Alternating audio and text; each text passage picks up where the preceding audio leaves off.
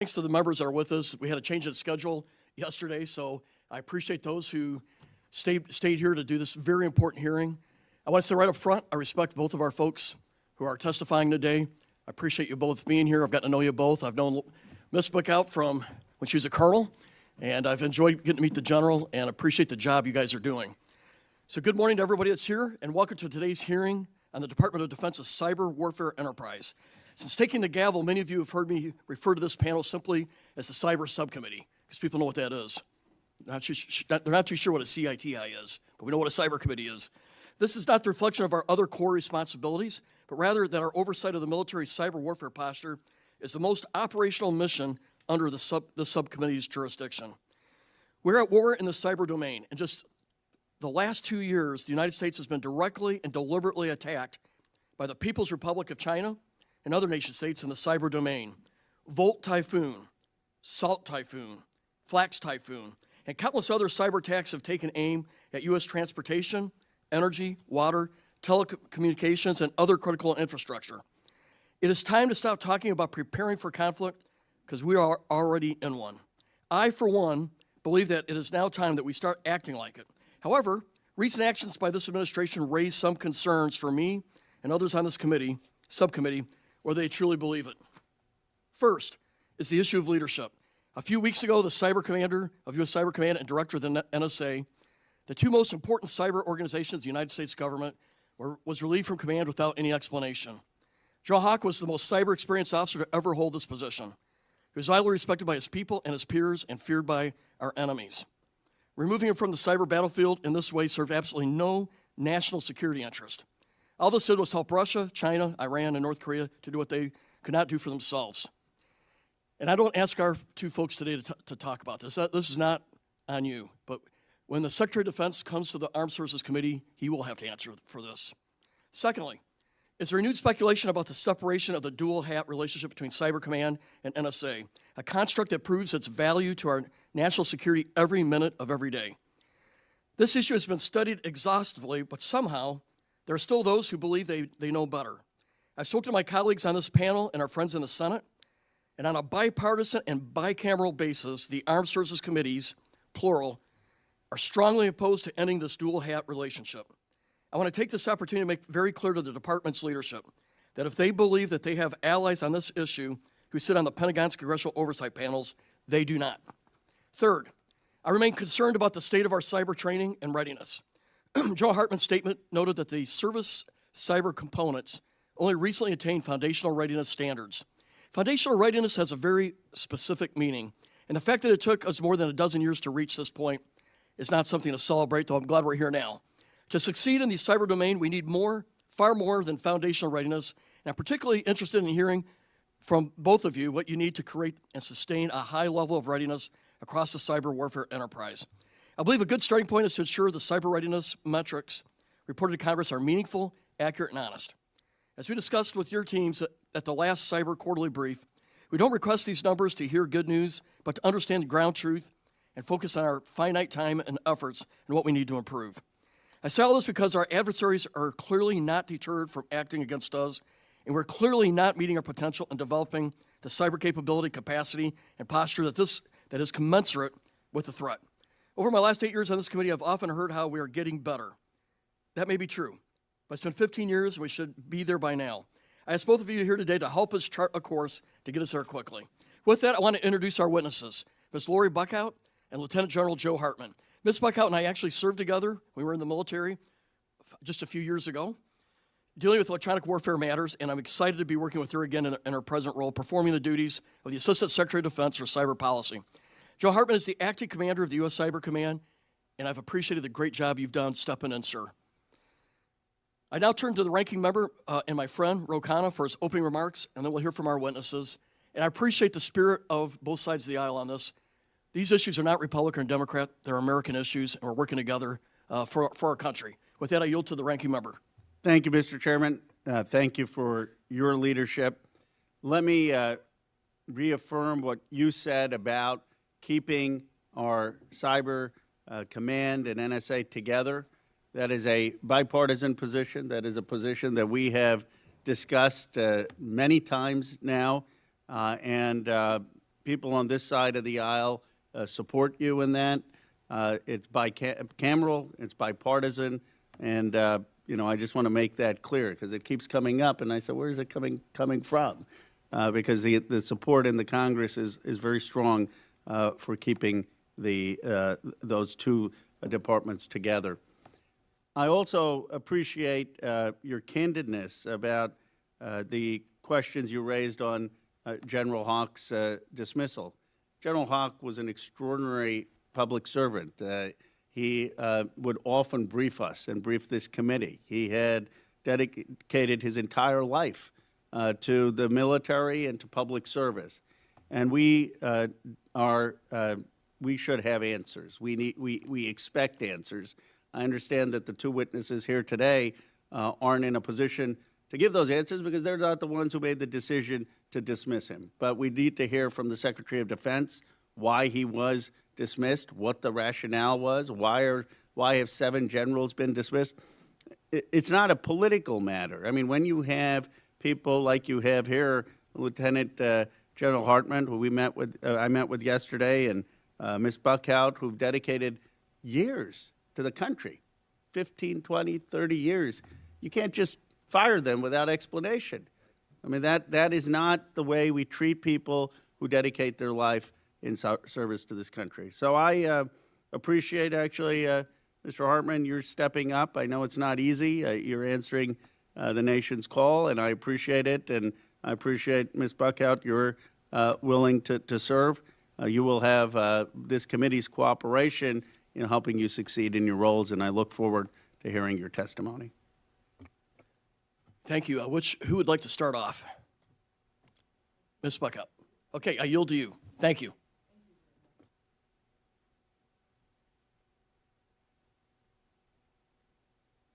The talk button. This is why he is the commander of Cyber Command. Chairman Bacon, Ranking Member Khanna, members of the committee, thank you for the invitation to be here today and discuss the Department of Defense cyber posture. It is an honor to share the stage with Lieutenant General Hartman. I cannot succeed without a strong partnership with U.S. Cyber Command, and I value the strong ongoing relationship between our organizations, one guided by the President's vision of peace through strength. I am deeply grateful for the opportunity to serve as the Deputy Assistant Secretary of Defense, DASD, for Cyber Policy, and I'm currently performing the duties of the Assistant Secretary of Defense, ASD, for Cyber Policy. I come to this role after more than 40 years in communications, intelligence, and cyber. I am proud to once again be serving my country under Secretary Hegseth. Mr. Chairman, I look forward to working with you and this subcommittee to achieve your goals. The President has nominated Ms. Catherine Sutton to serve as the ASD for Cyber Policy, and I look forward to supporting her as a DASD for Cyber Policy should she be confirmed. The United States faces a strategic environment of heightened complexity and risk. The environment is defined by the vulnerability of our homeland to the evolving capabilities of near-peer competition and other adversaries who pose alarming threats across both kinetic and non-kinetic spheres. Cyberspace, a domain essential for global connectivity, communications, and innovation, has also become a contested battle space. Of particular concern is the increasing willingness of adversaries to use cyber capabilities not only for espionage, but also to gain access and pre-position for disruptive actions in cyberspace and to threaten critical infrastructure and services that underpin our society. The People's Republic of China poses an extensive cyber workforce and supporting ecosystem that contributes to the Chinese Communist Party's malicious cyber activities. Through activities like Volt and Salt Typhoon, PRC has shown themselves to be a dangerous risk to our homeland.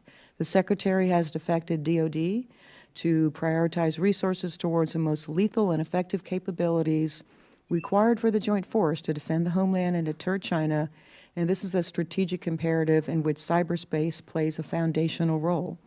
The Russian Federation continues to pose a significant cyber threat to the United States as well, and to our allies and partners.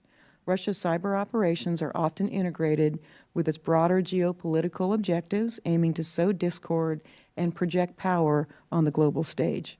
The Kremlin views cyberspace as an essential tool for advancing its strategic aims and challenging United States national interests. Other threat actors, such as the Islamic Republic of Iran and the Democratic People's Republic of Korea, remain capable adversaries and malicious actors in cyberspace. For-profit criminals and transnational criminal organizations, which might be referred to later as TCOs, target U.S. critical infrastructure for ransomware and take advantage of the speed and anonymity of cryptocurrencies to hide and launder illicit gains. Within this complex and varied threat environment, the Office of the Assistant Secretary of Defense for Cyber Policy provides guidance and oversight for DoD cyberspace activities, as well as the implementation of plans related to cyber forces, capabilities, and their employment. Invested with the authorities of the Principal Cyber Advisor to the Secretary of Defense, the ASD for Cyber Policy is charged with oversight of U.S. Cyber Command's service-like responsibilities. Our strategic aims focus on Secretary Hegseth's three priorities: homeland defense, lethality, warfighting. To that end, we are concentrating our efforts in three key areas: reestablishing deterrence and securing the homeland. Our foremost priority is to protect and defend the American homeland against aggression in cyberspace. We ensure our cyberspace operations forces have the resources, authorities, and strategic direction they need to contribute to deterrence and, if necessary, defend against and defeat cyber threats from abroad. Restoring the warrior ethos. Our people remain our most important asset in cyberspace. Recruiting, retaining, developing, and rewarding the highly skilled individuals on the front line of cyber operations is paramount. To maintain our advantage in the face of evolving cyber threats, we must prioritize recruiting, training, and retaining the most talented individuals to achieve mastery in the cyber domain. Rebuilding our military. We continue to evolve our capabilities against technologically sophisticated threats. In many cases, we can capitalize on advanced, lower-cost solutions from the private sector. DoD is enhancing its acquisition pathways to improve the ways we buy software, including through new partnerships with non-traditional suppliers. Ms. Buckout, are you near the end? Because we just hit our 5 minutes. Oh, my goodness. Yes, sir. In conclusion, I remain grateful for congressional support. This support is essential to mission success. We look forward to demonstrating the tangible outcomes of support for this posture review. We're deeply grateful for the support of Congress. Look forward to working with you in the future. Thank you so much. Thank you. Yes, sir. General Hartman. Good morning, Chairman Baking, Ranking Member Khanna, distinguished members of the subcommittee. It's an honor to be here representing the men and women of United States Cyber Command. I appreciate the opportunity to testify alongside Ms. Buckout. I also want to acknowledge Chief Master Sergeant Kenneth Bruce, the Cybercom Senior Enlisted Leader, who's seated behind me. The role of a Senior Enlisted Leader is critical to our mission accomplishment. Our Senior Enlisted Leaders are committed to increasing readiness, focusing the force on lethality, and providing candid, professional counsel to their commanders on all matters impacting the force. Chief Bruce is the epitome of a Senior Enlisted Leader. He represents our professional non-commissioned officer corps, our nation's proven advantage against our adversaries. I recognize Chief Bruce for more than just his exemplary service and leadership. His impact on the future cyber force is equally as important. Chief Bruce, alongside the dedicated men and women of United States Cyber Command, is instrumental in our operational success. Our people are our most valuable asset. The professionals at Cybercom are at the forefront, defending our networks and countering threats every day. Their innovation and perseverance are essential to maintaining our nation's advantage in cyberspace. Cyber Command's mission is straightforward. We defend the nation from cyber threats, we protect the Department of Defense's networks, and we support the Joint Force. We are dedicated to ensuring the Department's mission advantage and providing options across the conflict continuum to the President and the Secretary. The Secretary of Defense has directed us to be more agile, responsive, and lethal. Achieving our assigned objectives requires a force equipped with a strong warrior ethos and the means to meet our national objectives. Deterrence is central to our strategy in cyberspace, and we are focused on maintaining a credible capability that dissuades adversaries from targeting our critical infrastructure. In 2024, we executed over 6,000 successful operations, roughly 25% more than in 2023. and we are on pace to surpass that number in 2025. Our operations continue to grow in scale, speed, and complexity.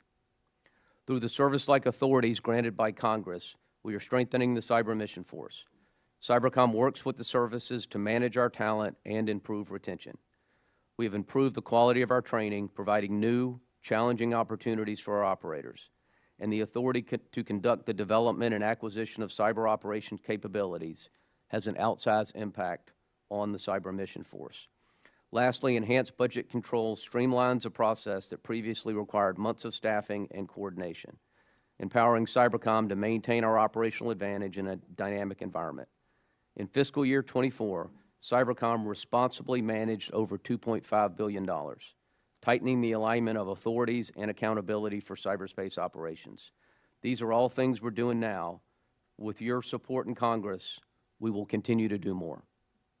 True excellence requires a world-class workforce. Cybercom is collaborating throughout the department to develop, pilot, and implement tools such as artificial intelligence and other opportunities to invest in our workforce. A world-class workforce requires world-class training, facilities, and capabilities to excel and thrive. With leadership and assistance from Congress and the department, we are well positioned to achieve world-class results. Our work is far from finished, but with your continued partnership, I'm confident we will succeed in defending our nation. Cybercom will rise to the challenge, outpacing our adversaries, securing our interests, and protecting our future. Thank you, and I look forward to answering your questions today. Thank you, Joe Hartman. It's not lost on us that the other combatant commands are preparing for war every day, but Cyber Command, we are in cyber warfare every day as we speak. We're being attacked by China, Russia, every day. Ms. Michael, my first question is to you. The current administration inherited the Cybercom 2.0 effort. Can you share the latest updates about where Cybercom 2.0 effort stands, as well as any changes the administration may be considering? Thank you. Thank you, sir. We think that 2.0 was a great effort to improve our workforce management and retention. We have taken another relook and decided that we think it needs even more work. We consider cyberspace as importantly as you do. We really appreciate your continued emphasis on that matter. So we have decided to do a deeper look and make it a better product. Thank you. One follow-up question, and I'm piggybacking on comments that Mike Waltz has made earlier, but something that I've also positioned out there. Are we looking at rescoping our rules of engagement? I mean, we're being attacked every day, but we have more limited rules of engagement. What's your perspective on this? I know that I don't want to get ahead of the Secretary and the President, but I know that we're always relooking the better ways to counter our adversaries in cyberspace. And our challenge, of course, is keeping up policy with the pace of technology and the pace of our adversaries. I would say that we're always looking for better ways for our cyber forces to address the enemy across the globe. And I would defer to General Hartman if he has any additional comments to that. Chairman, thanks for the question. I would offer that on a daily basis, we are actively engaged with our adversary. As the adversary changes, we adjust our tactics, techniques, and procedures. I acknowledge that we need to get faster. We need to get better. There is certainly an authorities and policy piece that we will continue to engage with the administration and with Congress on. There's a capability piece that it's my job to continue to push and ensure that we are as capable and as lethal as possible. And I would welcome the opportunity in the closed session to discuss this with you more. Thank you. I got a follow-up question for you, General Hartman. We were looking at all the general officers, all the services, trying to get a feel for just how much depth we have in the cyber career field, and really only spot one general officer that has extensive cyber experience before they became a general officer. So our question is, are we doing enough to develop our cyber leadership here? It seems like we're low on cyber, but we got a lot of depth in air, surface warfare, infantry, space, but in the cyber area, there seems to be a shortage. Chairman, thanks for your question. You know, experience takes a number of different things, right? There's education. I think across the services, we have done a good job of integrating cyber into the curriculum, you know, really from the basic level up through the general officer ranks. I attended a course called Pinnacle at the 3-star level 6 weeks ago, and certainly a significant amount of our curriculum and discussion was about advanced capabilities like artificial intelligence and how does the department leverage that. I think we have done a good job at the general officer level. My deputy right now is a surface warfare officer in the United States Navy. My chief of staff is an infantry officer.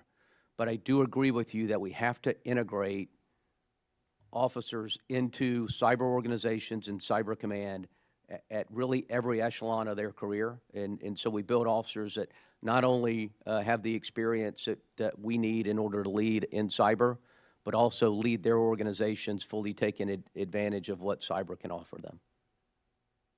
One final question. What would you say is your top 1 or 2 priorities right now for Cyber Command?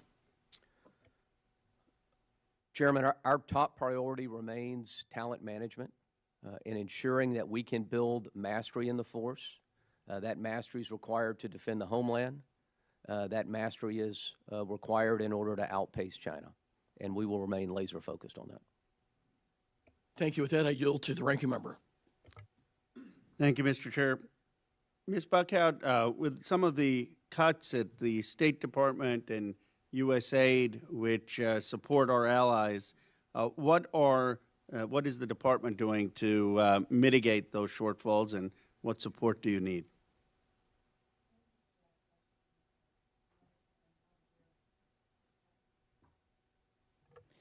I'm not aware of the particular cuts and their interface with DoD. I can say that in my job, I remain focused on ensuring that our cyber forces are ready to lean forward in any way possible and prepared to do so. And are you still working with allies in doing that?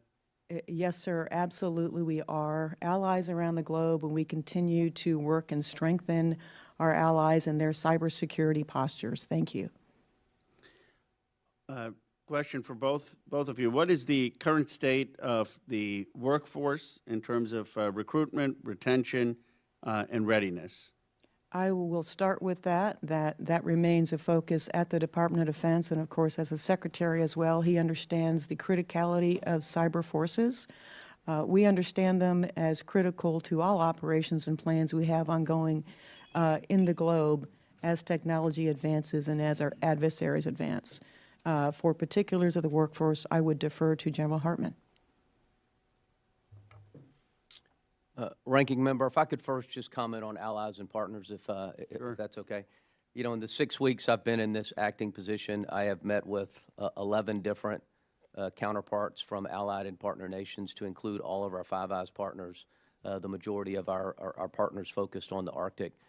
I do believe we continue to have a very positive relationship, and we'll continue to work constructively with them to counter the threats that we face together. From a workforce standpoint, you know, we operate in a domain that was built by private organizations across the globe. The challenge and competition that we have for talent is significant, but we offer an opportunity to execute exquisite operations in support of national security that you simply don't get on the outside world.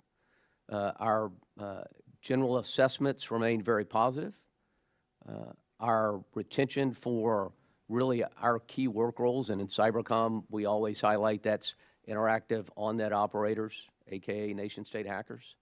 It's exploitation analysts, which are really those key members of a team that understand the networks that we're operating against.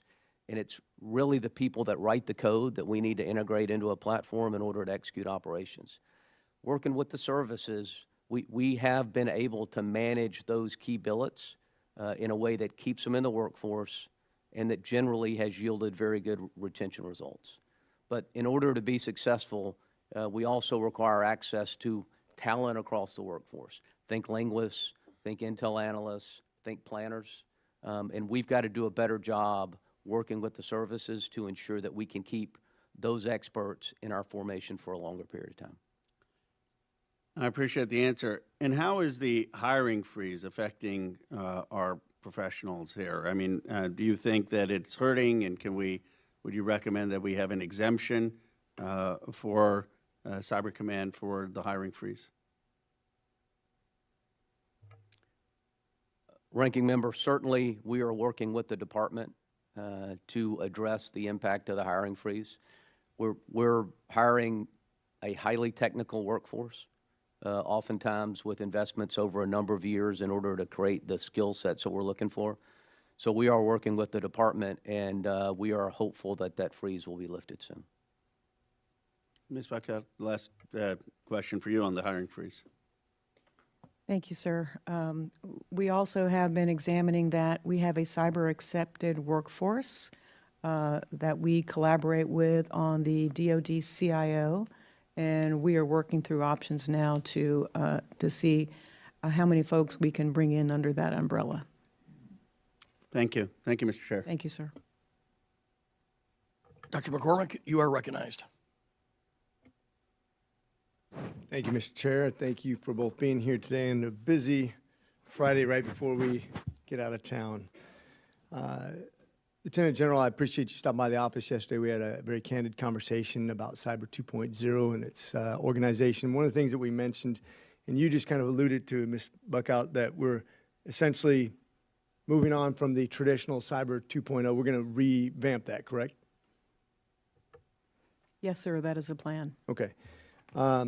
One of the things that confused me about our conversation on reflecting on it, we had a great conversation about 3 different ways we could do this as a single column, single command, kind of like we did with Space Force, either keeping it in silos like we do right now with the militaries, or tucking it back under SOCOM. Is that correct, Lieutenant General? Congressman, our OPT that evaluated based on... I would ask the gentleman to not use acronyms because most people don't know what that means. Okay. Congressman, we had a requirement from Congress, NDAA Section 1533, to analyze the force presentation model for the cyber force.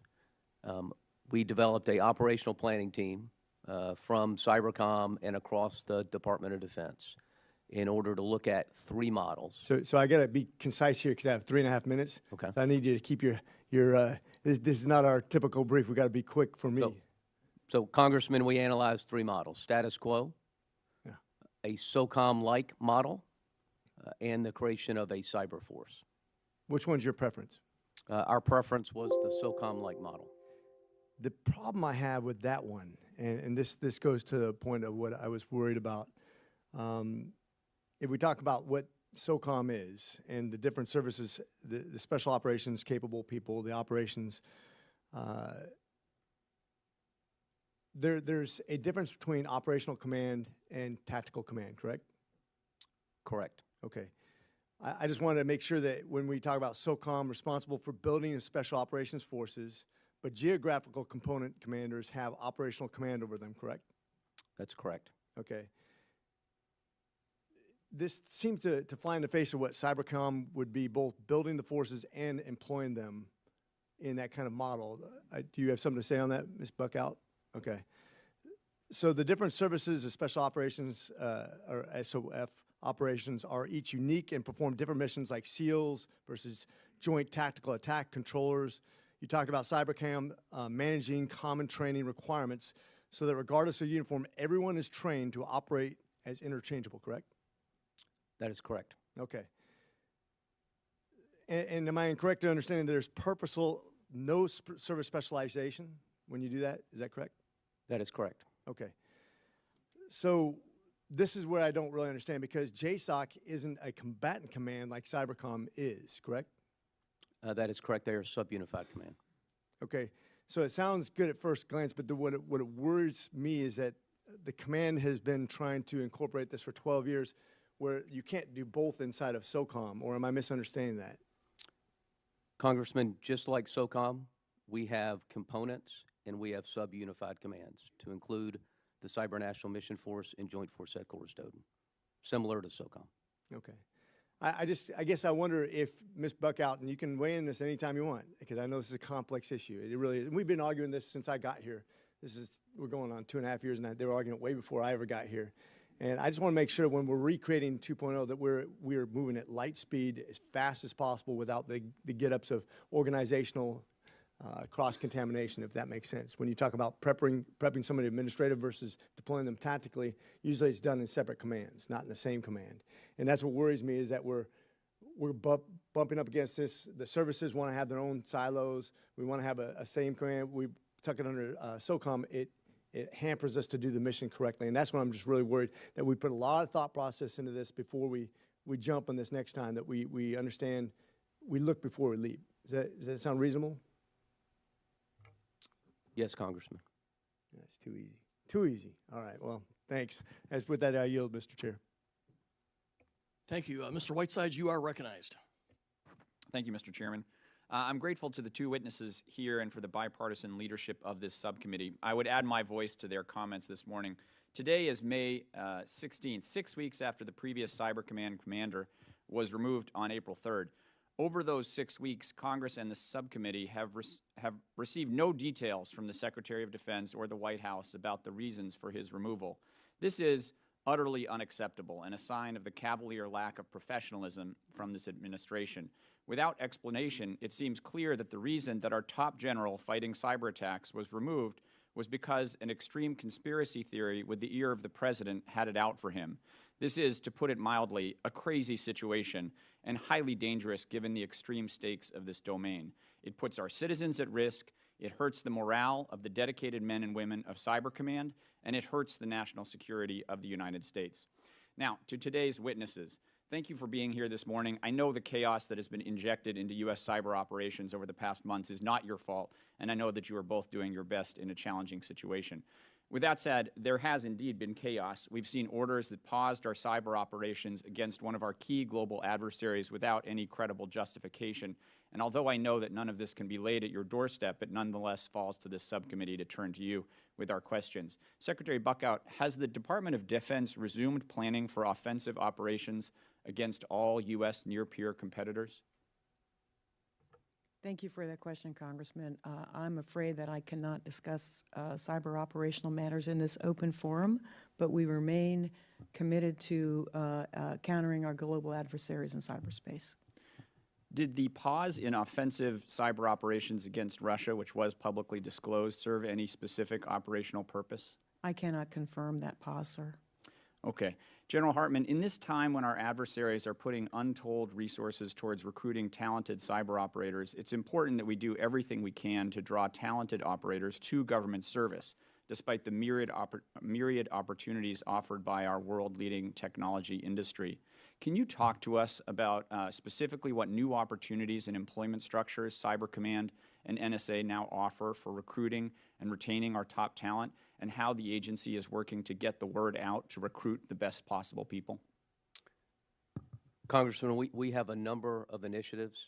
I think from a technology standpoint, the one that's most worth mentioning is where we're going with artificial intelligence.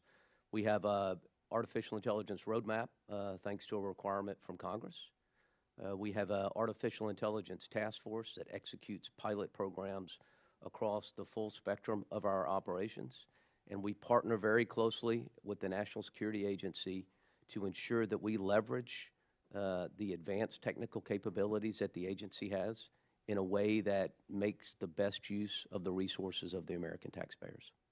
Are we paying our folks enough to compete with the private sector?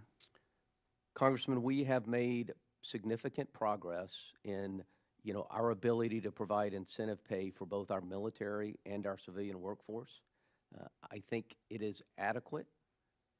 We're never going to attract and keep talent because of the money we pay them. We're going to do so because of the mission and because of the culture in the organization that's laser focused on defending the nation.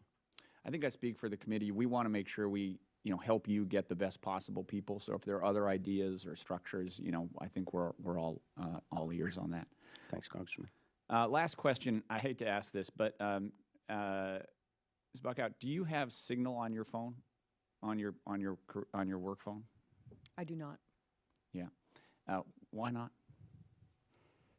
Because there are other means. It is a basically encrypted work phone, and I remain dedicated to ensuring our national security remains as secure as it can be. I have 41 years of a top secret clearance with absolutely no security violations, and I remain committed to that. Thank you, ma'am. Mr. Chairman, I yield back. Thank you. Mr. Vindman, you are recognized. Thank you, Mr. Chairman. So first of all, I want to say that I completely agree with your statements, your opening statements, Mr. Chairman, this morning about how important the cyber mission is to this country, and the fact, and echoing my colleague, Mr. Whiteside's, that it is completely unacceptable that the commander of a combatant command would be fired solely at the request of a nut like Laura Loomer. That's unacceptable. It's disrespectful to the uniform and the decades of service that General Hawk and everybody in uniform puts in. So the second thing I want to talk about is this idea of restoring the warrior ethos. I think that is also tremendously disrespectful to the Department of Defense and people that have served. The warrior ethos is part of what's ingrained throughout the career, and it's a headline. The remainder of the commentary is acceptable, but this idea that the American service member does not have the warrior ethos is frankly outrageous and unacceptable. And I want to be on record for that, because I know this is a priority from the Secretary of Defense, and that's an issue I'll take up with him. But that verbiage is ridiculous. Let me kind of jump into the meat of the questions here. So thank you for joining us, Ms. Buckout, and for your years of service. In your testimony, you spoke about the significance of the Russian cyber threat to the United States, our allies, and our partners, and I share your concerns. And I assume you agree that given the significance of the threat, we should keep all defensive and offensive cyber operations on the table as it relates to confronting the Russian threat. Thank you, Congressman. We do have a number of elements on the table now. As far as specificities, I would refer that perhaps to a different place to discuss, and to General Hartman. Okay, what I'm asking is that as it relates to the Russian threat, top line, that we should keep defensive and offensive cyber operations on the table. Is that in your role? I think we do so at this time, and to the specificities, I would refer to General Hartman. That's what I was looking for. And in early March, it was widely reported in the press, and this is a follow-up to the line of questioning Mr. Whitesides was asking about, but there's a specific point here I want to get to. It was widely reported that Secretary Hegseth issued an order to Cyber Command to pause offensive cyber operations against Russia.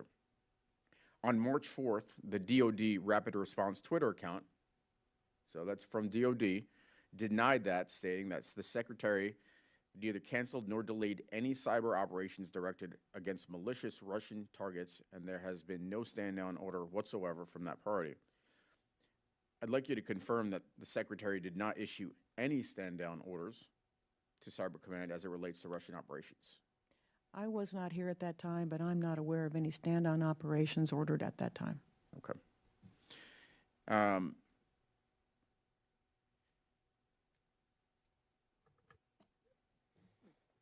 Mr. Chairman, are we going to have a second round of questions? Yes. Okay. So let me start then on this line. And Mr. Vindman, if I could, I'm going to put you on pause for a second. I actually dug into this whole matter. I just want to address it. There was a one-day pause, which is typical for negotiations, and that's about as much as I can say. It was a one-day pause. Okay. Okay. Thank you for that clarification. All right. As it relates to cyber operations, as we know, and this is not an exhaustive list, but there is, and so this will give you an opportunity to think about it, because for the second round of questioning. But cyber attacks have objectives of attacking, damaging, destroying systems, But, you know, there are also aspects that are less, that are more pernicious and pervasive, and this is attacks related to deception and disinformation.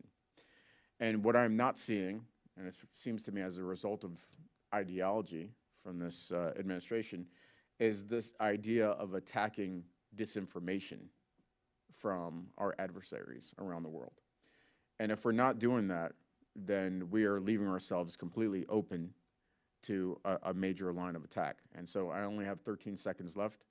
I'll let you ruminate on that and then come back to it during the second round. Thank you. Thank you, Mr. Vindman. I ask unanimous consent that non-subcommittee members be allowed to participate in today's hearing. Is there any objection? Okay. With that, Ms. Elfroth, you are recognized.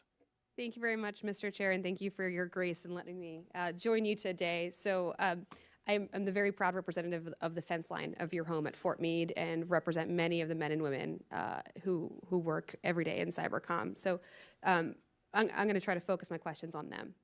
I also want to echo my colleagues' deep concern with the firing of General Hawk and the signal that that sends to our adversaries abroad.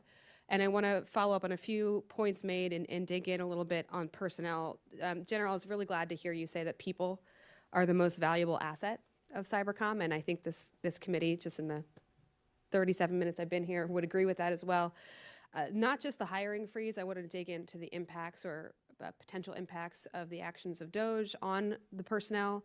I would be curious to hear from your perspective how many under your command took advantage of the fork in the road offer, how many probationary employees were separated from the agency, and I have a follow-up question to that, but I would love clarification from you first. Thanks for the question. From a percentage of the workforce, the target was 5 to 8%, and we will fall somewhere in the 5 to 8% category. No probationary employees were terminated as a result of this unless it was for non-performance or disciplinary reasons. And to date, we haven't had any. Okay, so 5% still, I would argue that, as everybody has mentioned before, this is an incredibly important command. 5% of that is going to be felt. Can you speak to how you're going to balance out being able to deliver while losing 5% of your workforce? Congressman, we have a deep and talented workforce, and we have junior leaders that will move up and assume those responsibilities, and it will be difficult. It will require leadership, but we know who's leaving. We've developed contingency plans, and it's my job to ensure that we execute those plans and continue to perform our mission. On the note of those who are leaving, I'm deeply concerned about the potential and unnecessary national security threats of disgruntled employees, especially if they were separated in the way General Hawk was, not to imply he would ever at all or anybody would, but I think it's an unnecessary national security risk to separate employees in any kind of disrespectful manner. Can you speak to what you are doing to ensure that everybody's treated with respect and that the information that they carry with them continues to be classified? So first, we terminated no one against their will at Cyber Command. So I am not as concerned as a workforce that would have been terminated. Two, the guidance I've given is that every person that has served their nation, the first thing we should say is thank you, and we should do everything we can to facilitate their transition and to help them be successful. I would also recommend to you, even the folks who separated willingly, in order for them to land successfully and continue to be able to keep food on their families' tables and roofs over their heads. Has there been any discussion of helping them? I understand their resumes have to go through a clearance, some type of process, and that can take up to a number of months. That's deeply concerning for my constituents. Can you speak to how you're preparing for that? Congressman, I have visited that facility, and I have worked with the team, and I will tell you they are doing just an enormous amount of work in order to clear the resumes in a way that allows personnel to go out and find employment. I do not believe that we will see any significant delay as it relates to what we have to do to enable the people that have served with us in order to go find a new job. So I'm hearing from you that you're committed to ensuring that that goes faster than a few months. Do you have any time frame of which your goal is to clear those resumes? I would be more than happy to take that for the record and provide you an answer. I don't have the exact number of days. Okay, I really appreciate that. It's of grave concern to me, Mr. Chair, so thank you. And then finally, I'll just make a statement that when we're talking about, obviously we talked about retention, but even recruitment, I think it's going to be really difficult for us as a nation to recruit the best and the brightest to this space. It was already incredibly difficult when they, to Mr. Whiteside's point, can make significantly more money in the private sector when we are treating our civilian employees with, across the board with the disrespect that we're seeing from this administration. Particularly here, I think everybody wants to see the best and the brightest young people want to go into public service. I'm grateful that you're committed to that mission as well, and it's just something I'll be focusing on. And Mr. Chair, I'll yield back. Thank you, and I share your concerns, Ms. Alfreth, on the reductions. I mean, I've served in the Pentagon. I get it that I think there could be reductions at the headquarters levels, and I think so. Some of that assumptions I share, but Cyber Command, we are in a daily cyber war with Russia and China. China can put multiple times more people on cyber than we can, being they're just 5 times bigger than we are. And so I'm an advocate for Cyber Command, making sure that we maintain the full capabilities and potential that we have there. I'm going to do a second round of questions. I'm going to recognize myself for another 5 minutes, and please let us know up here if you'd like to speak. We'll get you back in the queue. First of all, I want to ask both of you, I think we're doing a great job day-to-day cyber. I mean, but there's also a second part we got to be thinking about. How do we support the other combatant commanders, the theater commanders? And there's been some reporting that there could be some improvement there. So could you both address that? How can we improve, or is that an issue? Ms. Buckout. Thank you, Congressman. I'm very grateful you raised that question and grateful for your support on this. As part of my job to come in and review all policies, procedures, operations, and plans, I want to ensure that cyber is well integrated across them all. Additionally, my office is in the process of creating a new 2025 cyber strategy, which will also address ensuring that cyber is integrated in all appropriate ways in which we defend our country and approach the enemy. I think we'll be covering that down very adequately in the future. Thank you. I'd like to piggyback a little bit on Dr. McCormick's comments earlier. I share the view that the SOCOM model, I believe, is the best, but there's some pros and cons. I think one of the things it takes to make the SOCOM model work is service buy-in, and that means they got to recruit, and they got to provide trained people to the Cyber Command at a level that they need, but they also got to develop cyber leaders within their promotion system and growing leadership. Gets an earlier question I had. I'm not sure that we're doing adequate there, but we got to have full service buy-in to make this model work. And would you both be grateful if you comment on that thought? I would absolutely agree with you. I think the relationships with the services have been excellent, and they only continue to improve. As cyber continues to become more and more a way of life, and certainly a way for our adversaries to attack the United States, the services see it as more critically important than ever. I'll let General Hartman discuss particulars of how the services are working within Cyber Command. Chairman, the services have done a good job of presenting forces to Cybercom. There have been challenges. We've worked through those challenges. Congress has helped with legislation, and we appreciate that.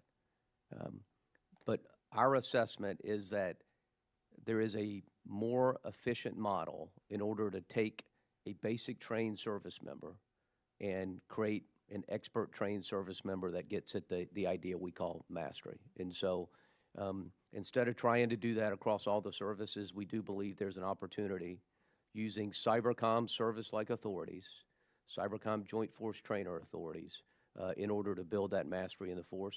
And we look forward to working with the services to do that. I think it's a very important point, but we'll try to help out there. Final question. I think recruiting cyber experts is a different than maybe recruiting an infantry person or an aviator. So what can we do to improve recruiting in this very important battle space?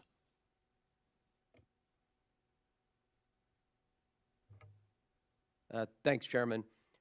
Look, we have made significant strides in recruiting on both the service and really the civilian side of the house. Our service numbers, while not perfect, are better than they've ever been. We transitioned from a service standpoint or a civilian standpoint to the Army as our combatant command support agency. And prior to some of the workforce shaping efforts we're going through right now, we'd seen a 45% decrease in the hiring timeline. We do believe we have a plan moving forward, and we look forward to working with the department to get after it. Thank you, Mr. Khanna. Thank you, Mr. Chair.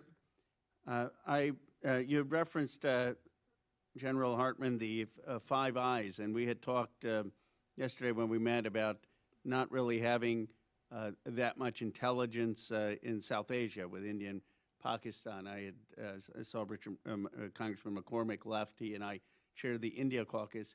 Do you think it makes sense at some point to move beyond the Five Eyes? I know we have the Nine Eyes, and to look at countries like India for closer intelligence cooperation, particularly with China's challenge and what's going on in South Asia? Ranking member, I would really defer to the DNI and the administration on where we go from a policy standpoint. But I do want you to know on a daily basis, we interact with a number of different partners, not just the Five Eyes. And we look forward to interacting with any country, around the globe where there is mutual benefit to both the United States and that partner. And I think we'll continue to work those bilateral relationships very aggressively. And is India one of those countries? Ranking member, I would welcome to discuss this further with you in the closed session. Thank you.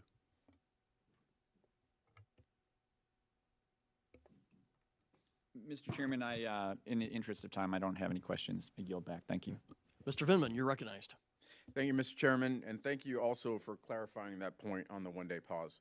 And so what I would like to do is obviously point out that that statement by DoD Rapid Response was an outright lie. It was at least misleading, and that is not what the American people deserve, and that will be something that I intend to follow up with the Secretary when he actually shows up. On the point of disinformation, is countering disinformation part of the mission set of Cybercom? I will address, if I may, from the policy view first. We view cyberspace as part of a global IT information system, if you will, able to pass information. However, information operations is not the purview of my policy office. Okay. General Hartman. Congressman, Cybercom has never executed operations to counter disinformation, but we have and remain laser focused on malicious cyber actors operating in foreign space that would support those operations. So our adversaries are daily attempting to influence us, and they're either attacking our systems or attempting to influence us. Military deception obviously is one of the key components to military operations. Would you disagree with any of that? No, Congressman. Okay.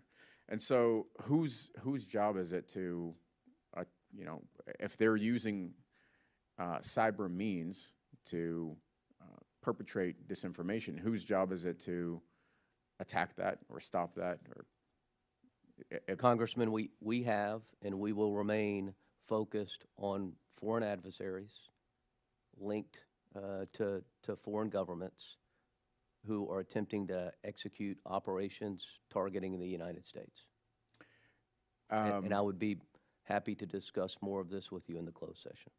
And we'll get into it in more detail in the closed session. Let me ask you this question, and this goes to both of you.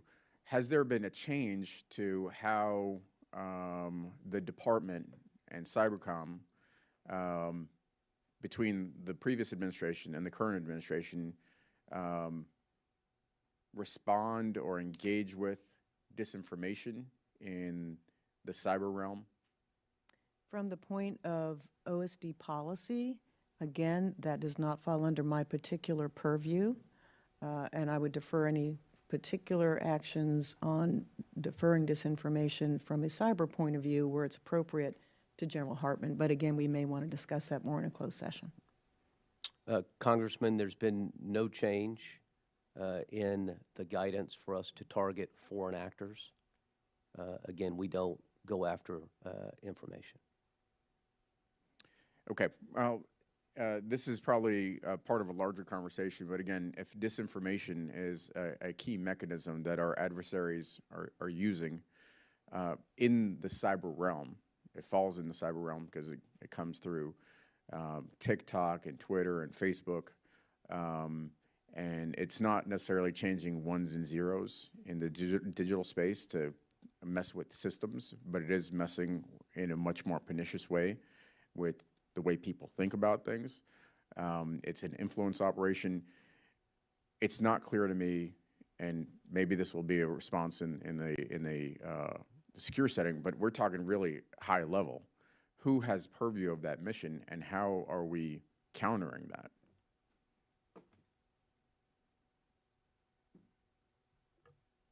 We have policy organizations that engage in that. I would again refer to a closed session to discuss that further. Congressman, really nothing that I can add in this session. Okay.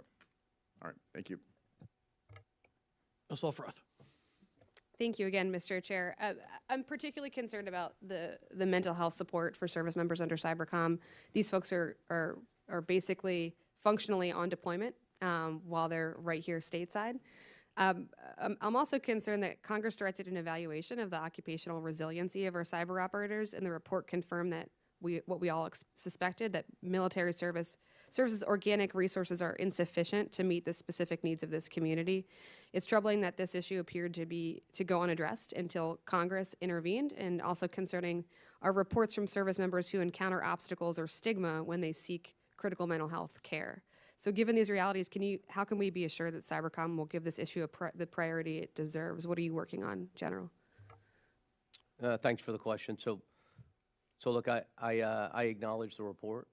I will tell you, 5 years ago when I commanded the Cyber National Mission Force, we partnered very closely with the National Security Agency in order to leverage some of the occupational health specialists that they had. We'll continue to work that. We have this year hired the first psychologist at Cybercom. We recommend it's a challenge. We will continue to work with Congress and the department to get the resources required in order to bring the professionals on. You and I are really in 100% agreement here. We acknowledge it's a problem, and we're working to get after it. I appreciate that, and the step that you took with the psychologist. If you could, for the record, give us maybe in writing your plan here. It's not a priority for me if it's not written down. So I would appreciate your thoughts there. I also want to move on to the Air Force recently announced the expansion of, again, Maryland Air National Guard cyber mission, transitioning the current unit into the 175th Cyber Wing. I understand that under its current structure, the 175th Cyberspace Operations Group has supported Cybercom in cyber operations. Could you speak to how the establishment of the new Cyber Wing will benefit Cybercom's mission? Thank you. First of all, the Air National Guard teams are awesome. Okay, they have been integrated into the Cyber National Mission Force for the last 10 years, and the nation derives significant benefit because of the work they do. We're excited about having additional capacity.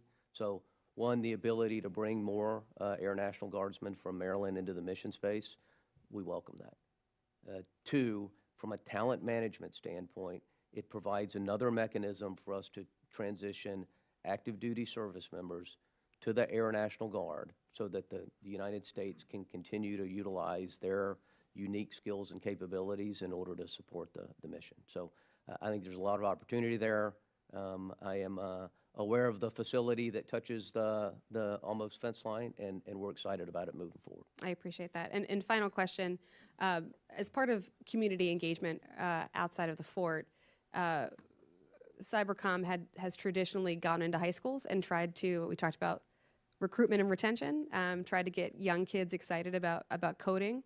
I understand that Secretary Hegseth has paused that program. I'm curious if you've given any thought to restarting it in the mission of long-term recruitment.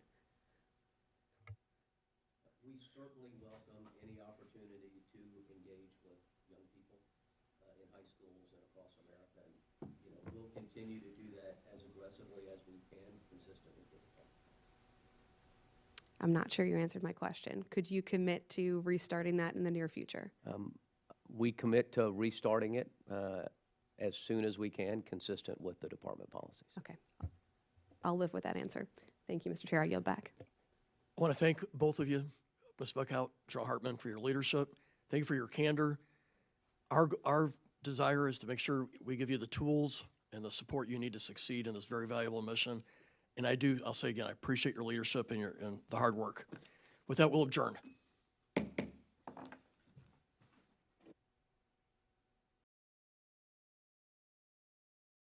Good morning, everyone. So welcome to the official dedication of the Postal Service's Armed Forces stamp celebrating the 250th anniversaries of the United States Army, the Navy, and the Marine Corps. So yes. I am Laura McLucas. I am the district manager for the Maryland, D.C. district. As a U.S. Army veteran and a proud mother of a Marine, I am beyond honored to be here for this morning's ceremony. We have an excellent program lined up for you today. If you are sharing today's event on social media, please use our hashtag to help spread the news. The hashtag is Armed Forces 250 stamps, and that's spelled all as one word. That's Armed Forces 250 stamps. At this time, we ask that you please stand, if you are able to do so, for the presentation of colors by the Joint Service Color Guard and performance of the National Anthem by Master Gunnery Sergeant Kevin Benier and the U.S. Marine Corps Band.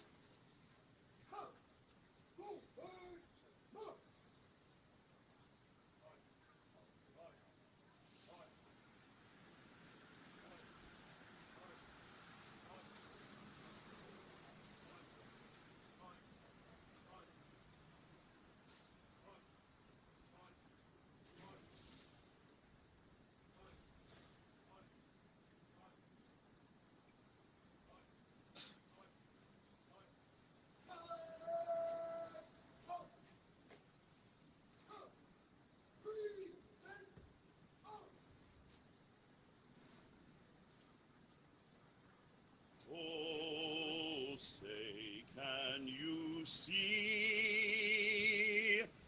by the dawn's early light what so proudly we hailed at the twilight's last gleaming, whose broad stripes and bright stars through the perilous fight o'er the ramparts we watched were so gallantly streaming. And the rocket's red glare, the bombs bursting in air, gave proof through the night that our flag was still there. Oh, say, does that star-spangled banner yet wave o'er the land of the free and the home of the brave?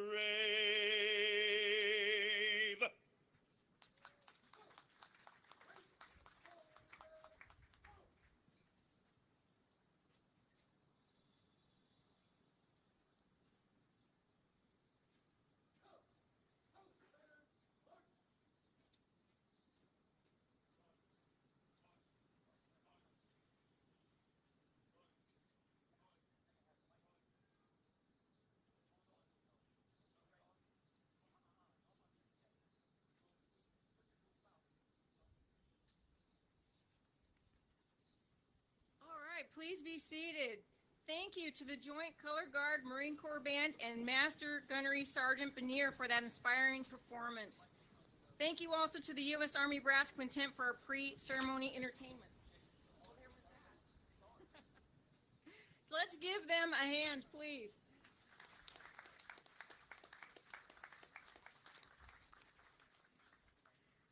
At this time, I would like to acknowledge our special guests. Obviously, our partners that helped put this event together, the United States Postal Service, the United States Army, the Navy, and the Marine Corps. In the audience today, we also have with us Brigadier General Adam Smith. He is the Executive Director of the Military Postal Service Agency. So welcome. Welcome, Brigadier General. And of course, our active duty military and any veterans that we have in the crowd. Absolutely, big hands. Thank you all for being here. We truly appreciate your support for today's ceremony. And now for the reason that we're all here, our stamp dedication. To do the honors, I am pleased to introduce our dedicated official, Jeff Adams, Vice President of Corporate Communications for the Postal Service. Mr. Adams, a proud Army veteran himself, has been in this role since 2020 and oversees all internal and external communications for USPS. Ladies and gentlemen, let's give a warm welcome to Mr. Jeff Adams.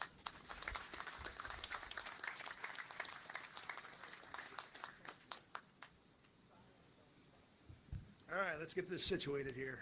Good morning, everyone. All right. Listen, thank you, Laura, for that kind introduction, and thank you for your service. Really appreciate that. And thank you to our honored guests in the audience, my colleagues, for sharing this momentous occasion with all of us today. It's an honor to be here on behalf of the nearly 640,000 men and women of the United States Postal Service. In fact, it's especially a humbling and personal moment to be here as we celebrate the United States Army, Navy, and Marine Corps with the unveiling of our new commemorative forever stamps as they mark their 250th anniversary.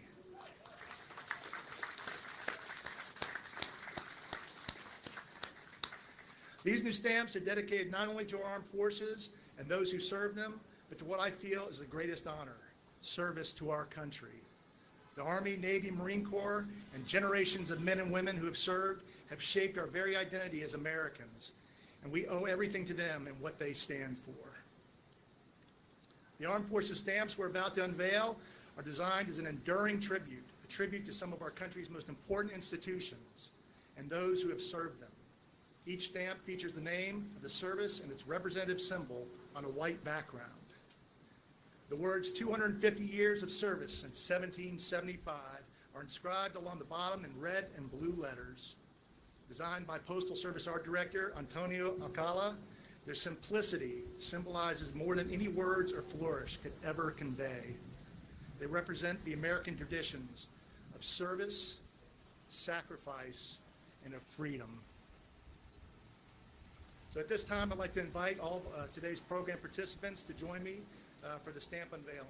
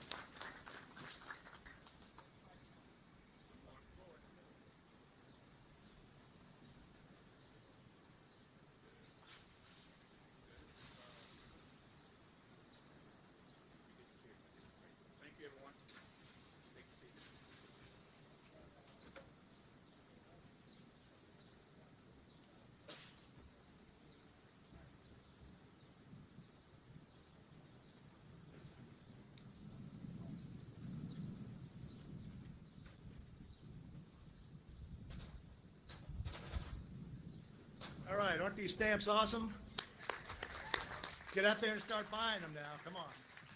Okay. So as I said at the start of these remarks, right, this moment holds personal meaning for me. I am a proud Army veteran. I wore that uniform too as a military photojournalist. And when I reflect on my journey, there you go, hoo-ah! When I reflect on my journey, I think about how much the military gave and taught to me. My life path led me to the Army, and I didn't know what the outcome would be, but the Army showed me what was possible. As a military photojournalist, I deployed all over the world. I saw parts of countries I'd never dreamed I'd see. I experienced the world through different military missions, all with the privilege of capturing and spreading the stories of Americans defending our ideals and our values.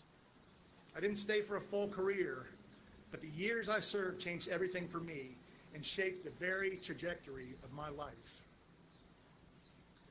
Most importantly, my service taught me to answer to a higher calling, what it means to be something bigger than yourself. And now, as a proud member of the Postal Service, one of the nation's largest employers of veterans, nearly 73,000 vets, I continue to serve in a different way. Because that feeling I get from service to our country, instilled in me from my time in the Army years ago, never left me. And because service, whether through the military, a government agency, or in your local communities, it contributes to the greatest good. It's one of the most important things we can do as citizens of the United States, because it doesn't just benefit the country, it shapes our own lives. And that foundation and those values are what I carry with me into every chapter of my life that follows. Service isn't about a uniform. It's about impact. It's about showing up. It's about standing up when it matters the most. And today, as we honor 250 years of military service, we also recognize those who are serving right now all over the world and keeping our freedoms alive. I know many of you here are veterans yourselves, and maybe you're still serving, and for that, we thank you.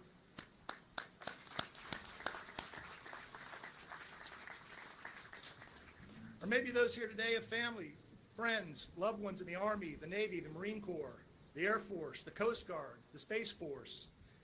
And you know the sacrifices made every day in the service of our country, in the service of the greater good.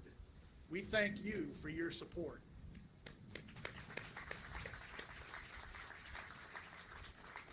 Let these stamps serve as reminders for every American that freedom didn't come easy, and it doesn't stay unless we protect it. Let these stamps serve as a lasting symbol of courage, of commitment, and of country. For me, this moment is a moment of reverence, a chance to recognize generations of great Americans spanning a quarter of a millennium. To all of our men and women in uniform, past and present, we thank you, and we stand with you.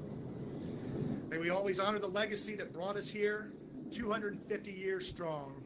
Thank you very much.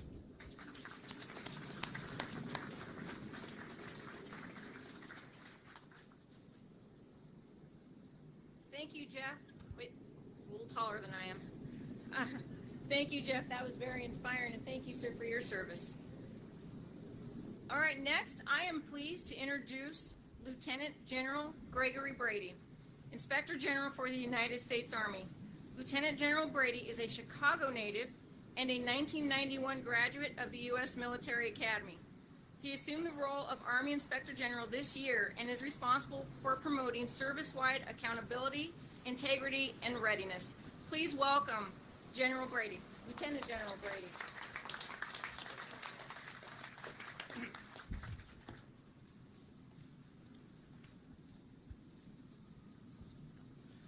Well, good morning, ladies and gentlemen. Acting Postmaster General Tulino, Jeff Adams, and Laura McLucas, distinguished guests, on behalf of the Secretary of the Army, the Honorable Dan Driscoll, and the Army Chief of Staff, General Randy George, it is truly an honor to represent the men and women of the United States Army here today. A sincere thanks to all of the wonderful people responsible for putting this ceremony on, Such a fitting tribute, first class, no pun intended. It is also exciting to be amongst many friends of the U.S. Postal Service, service members, and veterans. And guess what? I have a lot in common with you. In 1963, my father was a mail carrier in New York, was drafted into the United States Army in 1964. My spouse is an Army veteran, and my father-in-law is one of the most avid stamp collectors who's been collecting over 70 years and published a book on it too. This is what I call all Army and stamp friendly. Today is such a special opportunity. Being in the heart of our nation's capital, gathered on Freedom Plaza to commemorate a momentous occasion in American history, the 250th anniversary of the founding of the United States Army, the United States Navy, and the United States Marine Corps. These three branches, born from the fires of revolution, have stood as unwavering guardians of our nation's freedom and ideals for 2.5 centuries. The historic unveiling of these commemorative stamps that you just witnessed is more than just a symbolic gesture. It's a testament of the enduring legacy of valor, warrior ethos, and unwavering dedication embodied by every soldier, sailor, and Marine who has worn the uniform. From the battlefields of the American Revolution to the mountains of Afghanistan, these brave men and women have answered our nation's call with unwavering courage and selflessness. As we honor 250 years of history, we also look forward to the future and American military's impact in national security.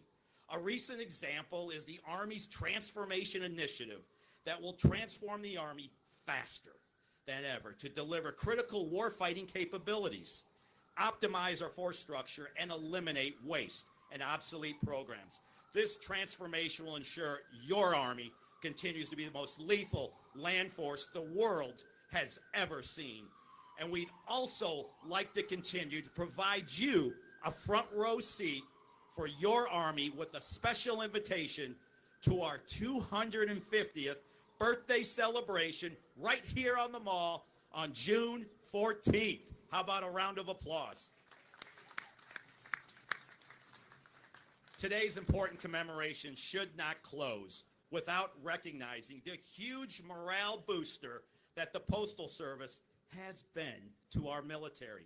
Generations of military personnel serving in foreign lands, deployed. I can attest to this firsthand. They've always cherished those two words when first sergeant's coming in with that big bag. Those two words are mail call. High points of their months and years away from home. Mr. Postmaster General, Team USPS, thank you.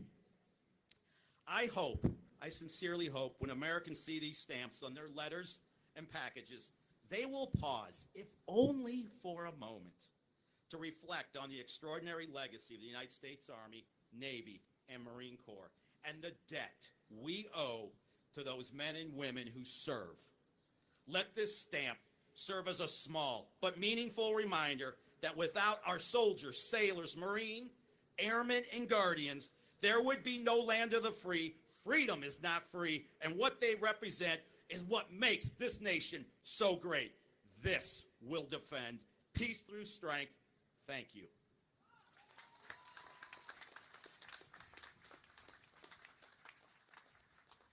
Thank you, Lieutenant General Brady. Wow, inspiring, right? Yeah, I know who's going to be first in line to buy some stamps. He's got orders from his dad, I know. Next, I am delighted to introduce Vice Admiral Michael Boyle, Director of the Navy Staff. Vice Admiral Boyle received his commission in 1987 and was designated a naval aviator in 1990. During his nearly 40-year career, he has flown missions all over the globe. He has been Director of the Navy Staff since August 2024. Please join me in welcoming Vice Admiral Michael Boyle.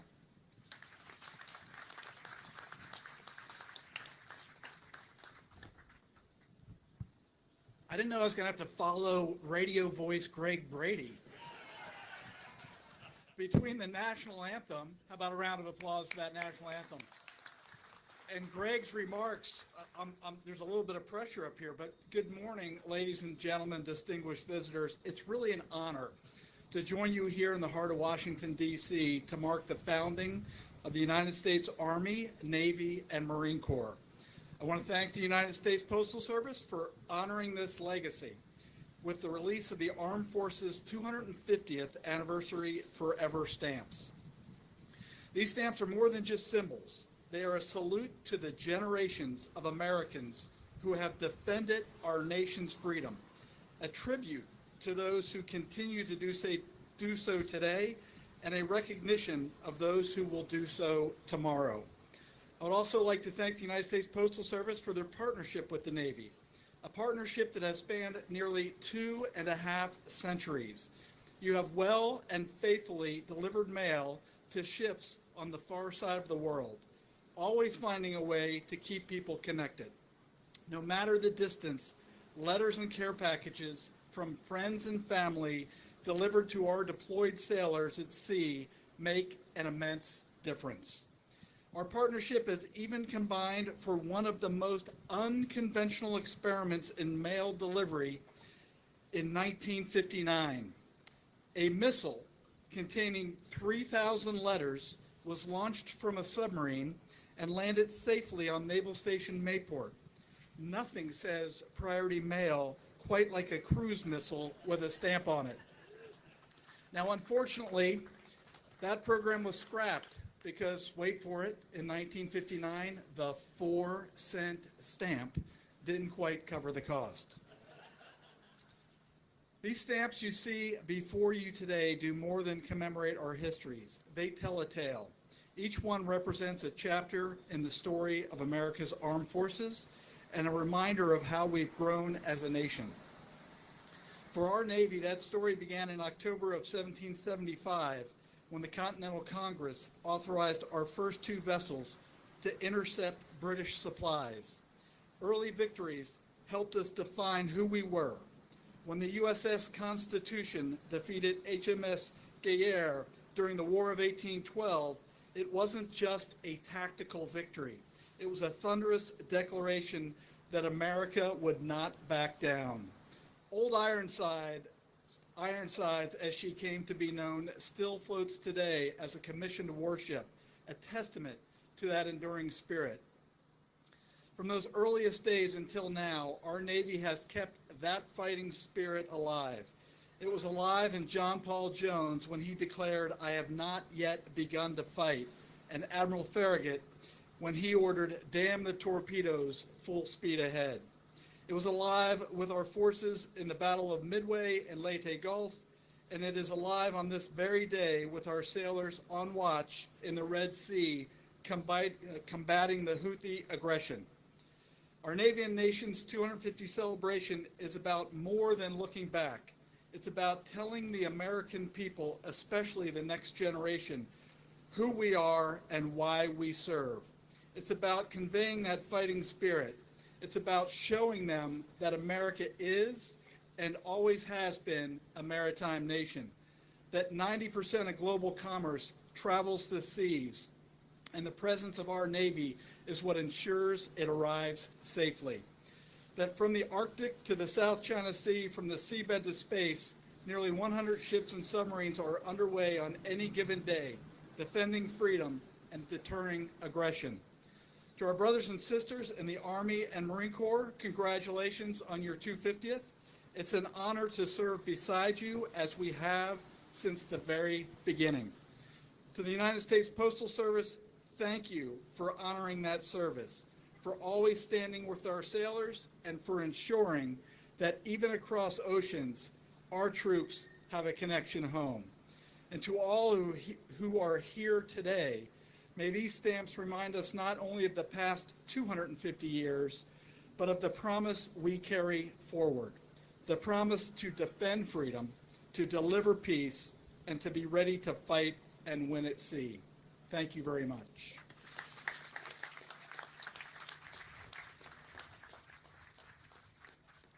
Thank Vice Admiral Boyle. Wow, tugs at the heart, doesn't it?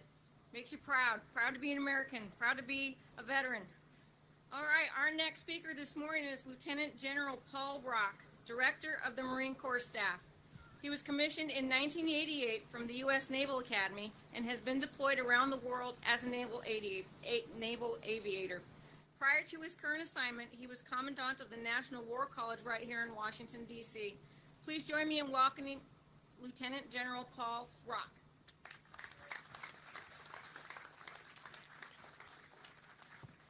All right, good morning, everybody. Hoorah. Mr. Adams, thank you for the invitation, and congratulations to you and the United States Postal Service on making this terrific commemorative event happen. Thank you. Happy 250th to my fellow speakers, who again are tough to follow, and all the soldiers, sailors, and Marines, current and former, in the audience. Although Marines pride ourselves on being first to fight, I recognize that I'm second to last to brief, so I'll try to keep it brief and on point. It is a distinct honor to join the United States Postal Service in unveiling this commemorative stamps honoring the Army, Navy, and Marine Corps. This is a special moment in a special year. And while the services celebrate their individual and shared history, what makes this event even more powerful is the connection between the American Armed Forces and the American people. We are your soldiers, sailors, and Marines. After 2.5 centuries, the Army, Navy, and Marine Corps continue to stand as guardians of our nation, protectors of our freedom, and symbols of American resolve. We serve side by side in countless conflicts, safeguarding our interests and upholding the values that define us as a nation. For the Marine Corps, this anniversary is both a celebration and a time for reflection, a time to honor those who came before us. And I'm still standing, so I take that as a good sign. Are we good? All right. All right, I'm going that way if the stage, all right. Anyway, it's a time to honor those who came before us and a time to reaffirm our commitment to the future. Born on 10 November 1775 at the infamous Tun Tavern, a bar in Philadelphia, the Marine Corps has a rich and storied history that's woven into the very fabric of the American identity. From the shores of Tripoli to the sands of Iwo Jima, to the frozen battlefield at the Chosin Reservoir, to the deserts, arid deserts, and mountains of Iraq and Afghanistan, Marines have consistently answered the call to duty with honor, courage, and unwavering commitment. Our mission remains to be the nation's force in readiness, ready to respond to crises around the globe in order to protect our nation, its people and interests, and our friends and allies. We take our responsibility to be the first to fight with the utmost seriousness. Our traditions, which today's ceremony highlights, are forged in battle, they define who we are, and they inspire us to be Semper Fidelis, always faithful. The Postal Service's decision to honor these anniversaries is both a testament to the enduring legacy and unwavering dedication of the American military and a reminder of the special relationship the Postal Service has with our armed forces. If you want, as was mentioned by General Brady, there's no better way to lift immediately the spirits of a deployed Marine than to holler mail call, and God help you if you're not telling the truth. I still have letters that my wife wrote me when I was a young first lieutenant overseas on my first shipboard deployment, and I cherish the pictures that came through the mail from my children the first time I went to war. Precious memories made possible by the United States Postal Service. That connection remains strong to this day, and I thank the USPS for helping us share this great milestone with all Americans. These stamps will travel around the world and across our nation, carrying with them the message of patriotism, service, and unwavering dedication. Thanks again for the opportunity to be a part of this special and historic event. To the Army, the Navy, the Marine Corps, and those gathered here today, Semper Fidelis. You're up.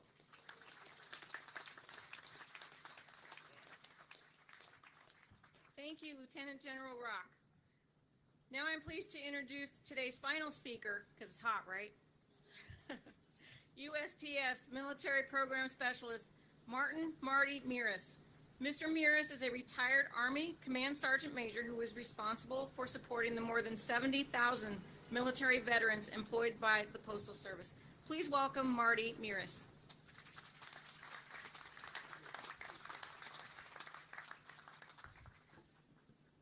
Thank you, Laura. Thank you very much. Can't go without the U.S. Army Cavalry, right? Hooah! Greetings, and thank you for the opportunity to speak today's Armed Forces Stamp dedication. I would like to start by thanking all of those who, despite the risk and sacrifice, raised their hand to serve and defend this beautiful country. The service of our veterans, active duty service members, members of the National Guard, and the Reserve Forces help keep our country safe and free. But let us not take for granted the military families who shoulder the weight of war and the burdens of sacrifice.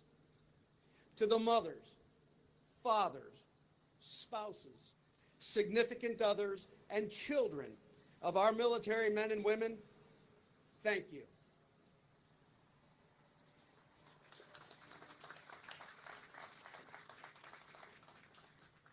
In 1775, three institutions that became the cornerstone of our fledgling nation came together into existence.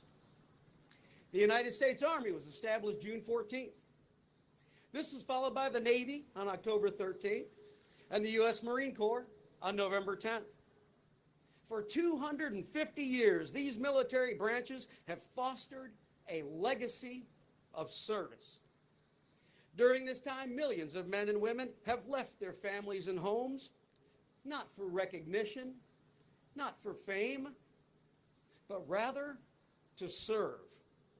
They became soldiers, sailors, and Marines, and helped to provide our country with the security we enjoy today.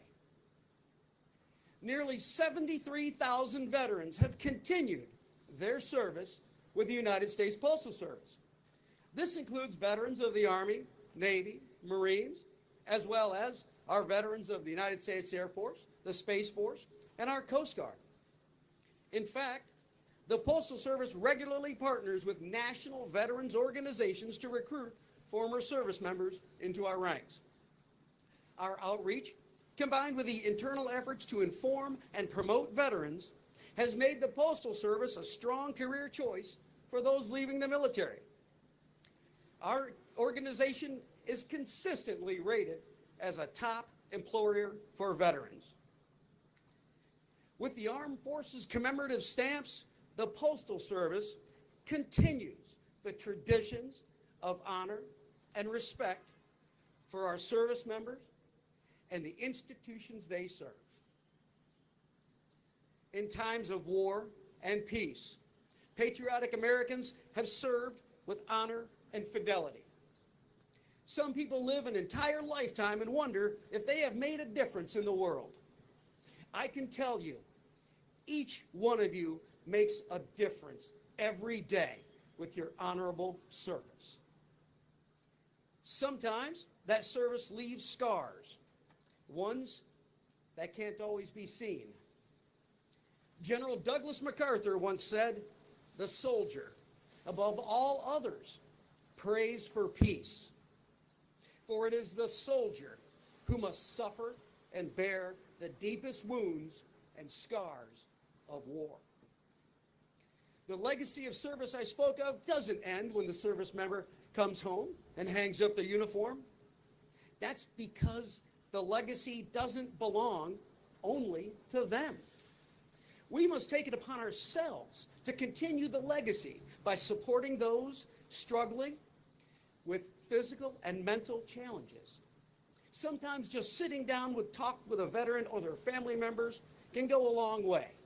Let them know they are not alone. Because like the Army, the Navy, the Marines, and even the United States Postal Service, they deserve a legacy that endures. Thank you all for your attention today. Thank you for coming, and have a great day. Thank you for your service. Hooah!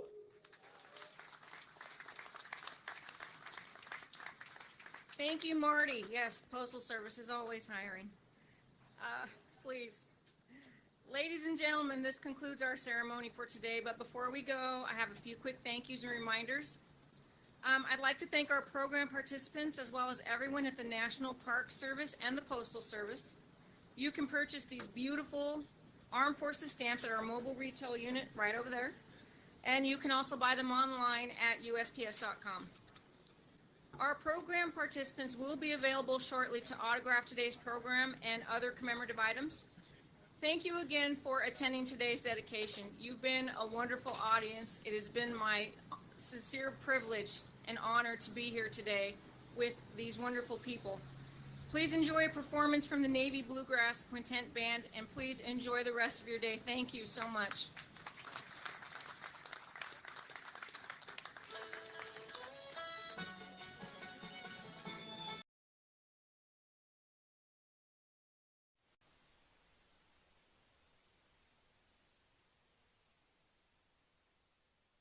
We have a couple of factors in play. One, we have a couple of factors in play here. One is that boats were canceled tomorrow, so folks are preparing to get out of town right now.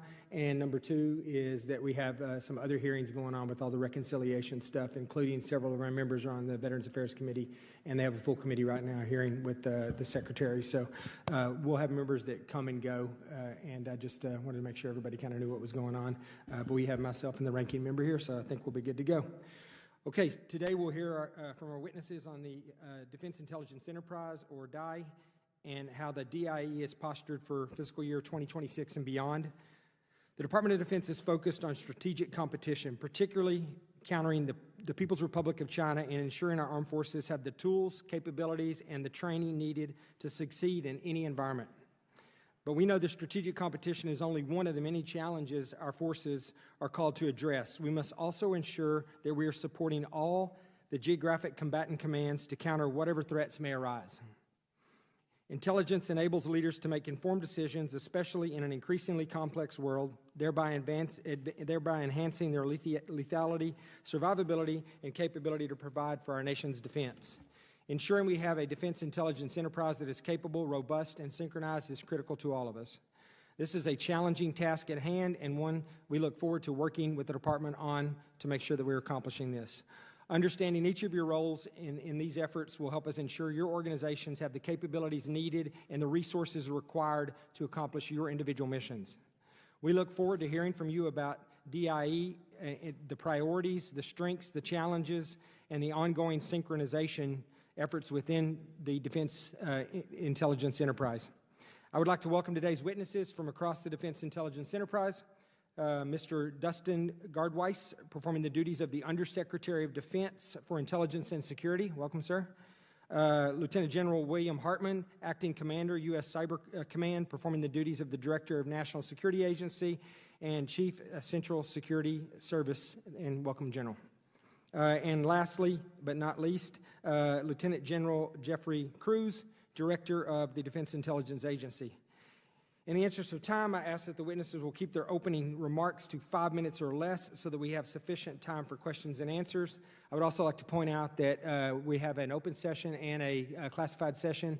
What we'll do here is we'll, as soon as we're done asking questions, which based on the limited number of members that we have here, could go quickly, we will go immediately to the classified session and get that started. If we go a full hour, then we will break because we have votes scheduled at 4 o'clock, and then we will come back for the classified section in the classified area after votes.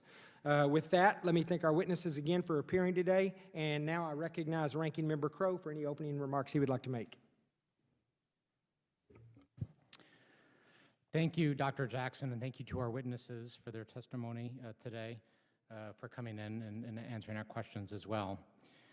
You know, the focus of this committee, which is a very bipartisan committee, is on the products and deliverables to the folks downrange. As a former special operator, and there are many who sit on this committee, this is a mission that we take personally, that cuts to the men and women who we know, we serve with, and we obviously have a deep obligation to serve. And those of you who are in uniform, I know, share that mission deeply. You've committed your lives to that.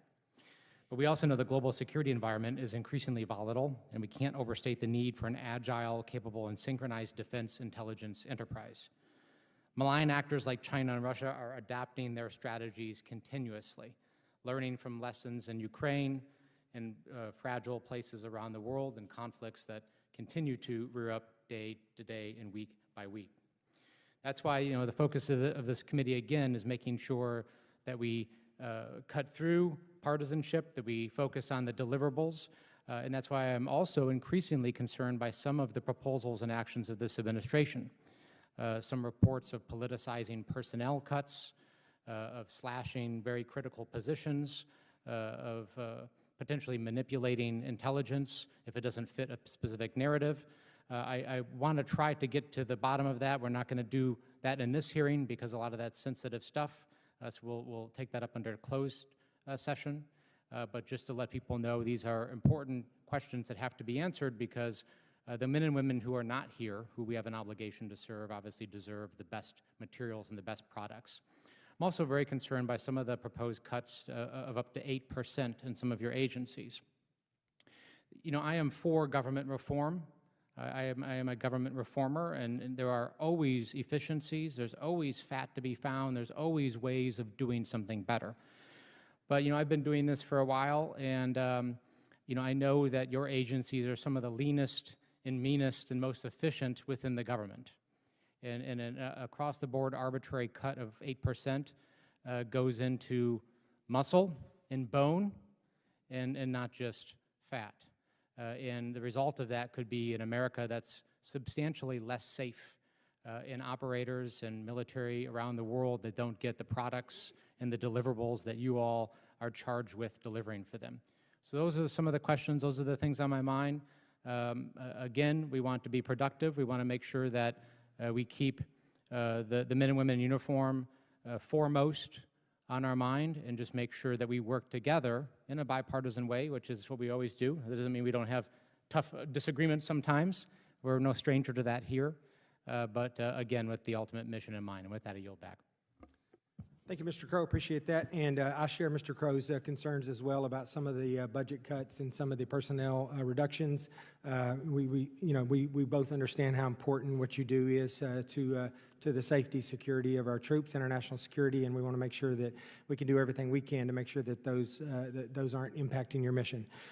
With that, we'll now hear from our witnesses. And Mr. Gard-Weiss, we'll begin with you, and the floor is yours. Thank you, Chairman Jackson, Ranking Member Crow, and distinguished members of the subcommittee. It is a privilege to appear before you, along with my colleagues, to testify on the current posture of the defense intelligence and security enterprise, to confront the array of global threats and challenges facing the United States and our allies and partners. The intelligence and security experts across the Department of Defense work tirelessly to collect, analyze, and address current and future threats in support of the President's priority to achieve peace through strength. These experts comprise the enterprise that provides intelligence-informed insights and options to the Secretary of Defense in support of the Secretary's priorities of restoring the warrior ethos, rebuilding the military, and reestablishing deterrence. To that end, the Military Intelligence Program, or MIP, reflects the America First defense policy agenda and strategic priorities of the President and Secretary of Defense, and is developed in close coordination with the Director of National Intelligence.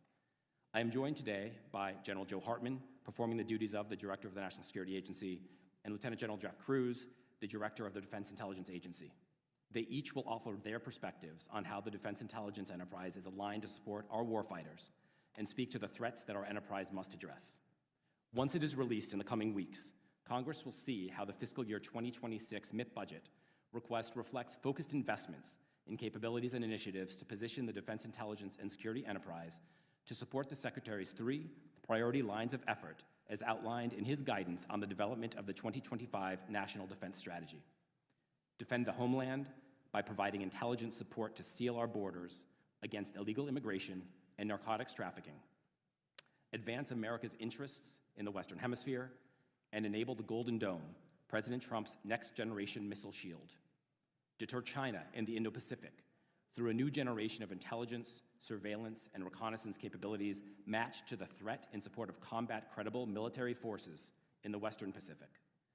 Support increased burden sharing with allies and partners to maximize return on investment while ensuring America's interests always come first. The MIP will emphasize rebuilding our military intelligence capabilities by reviving our defense industrial base, reforming acquisition processes, including a greater focus on better informing DoD investments with intelligence and rapidly fielding emerging technologies. It prioritizes investments in American workers and technology while maintaining strategic partnerships with key allies. The MIP will develop and retain critical intelligence capabilities domestically, focusing on American interests to maintain our position as the strongest and most lethal force in the world.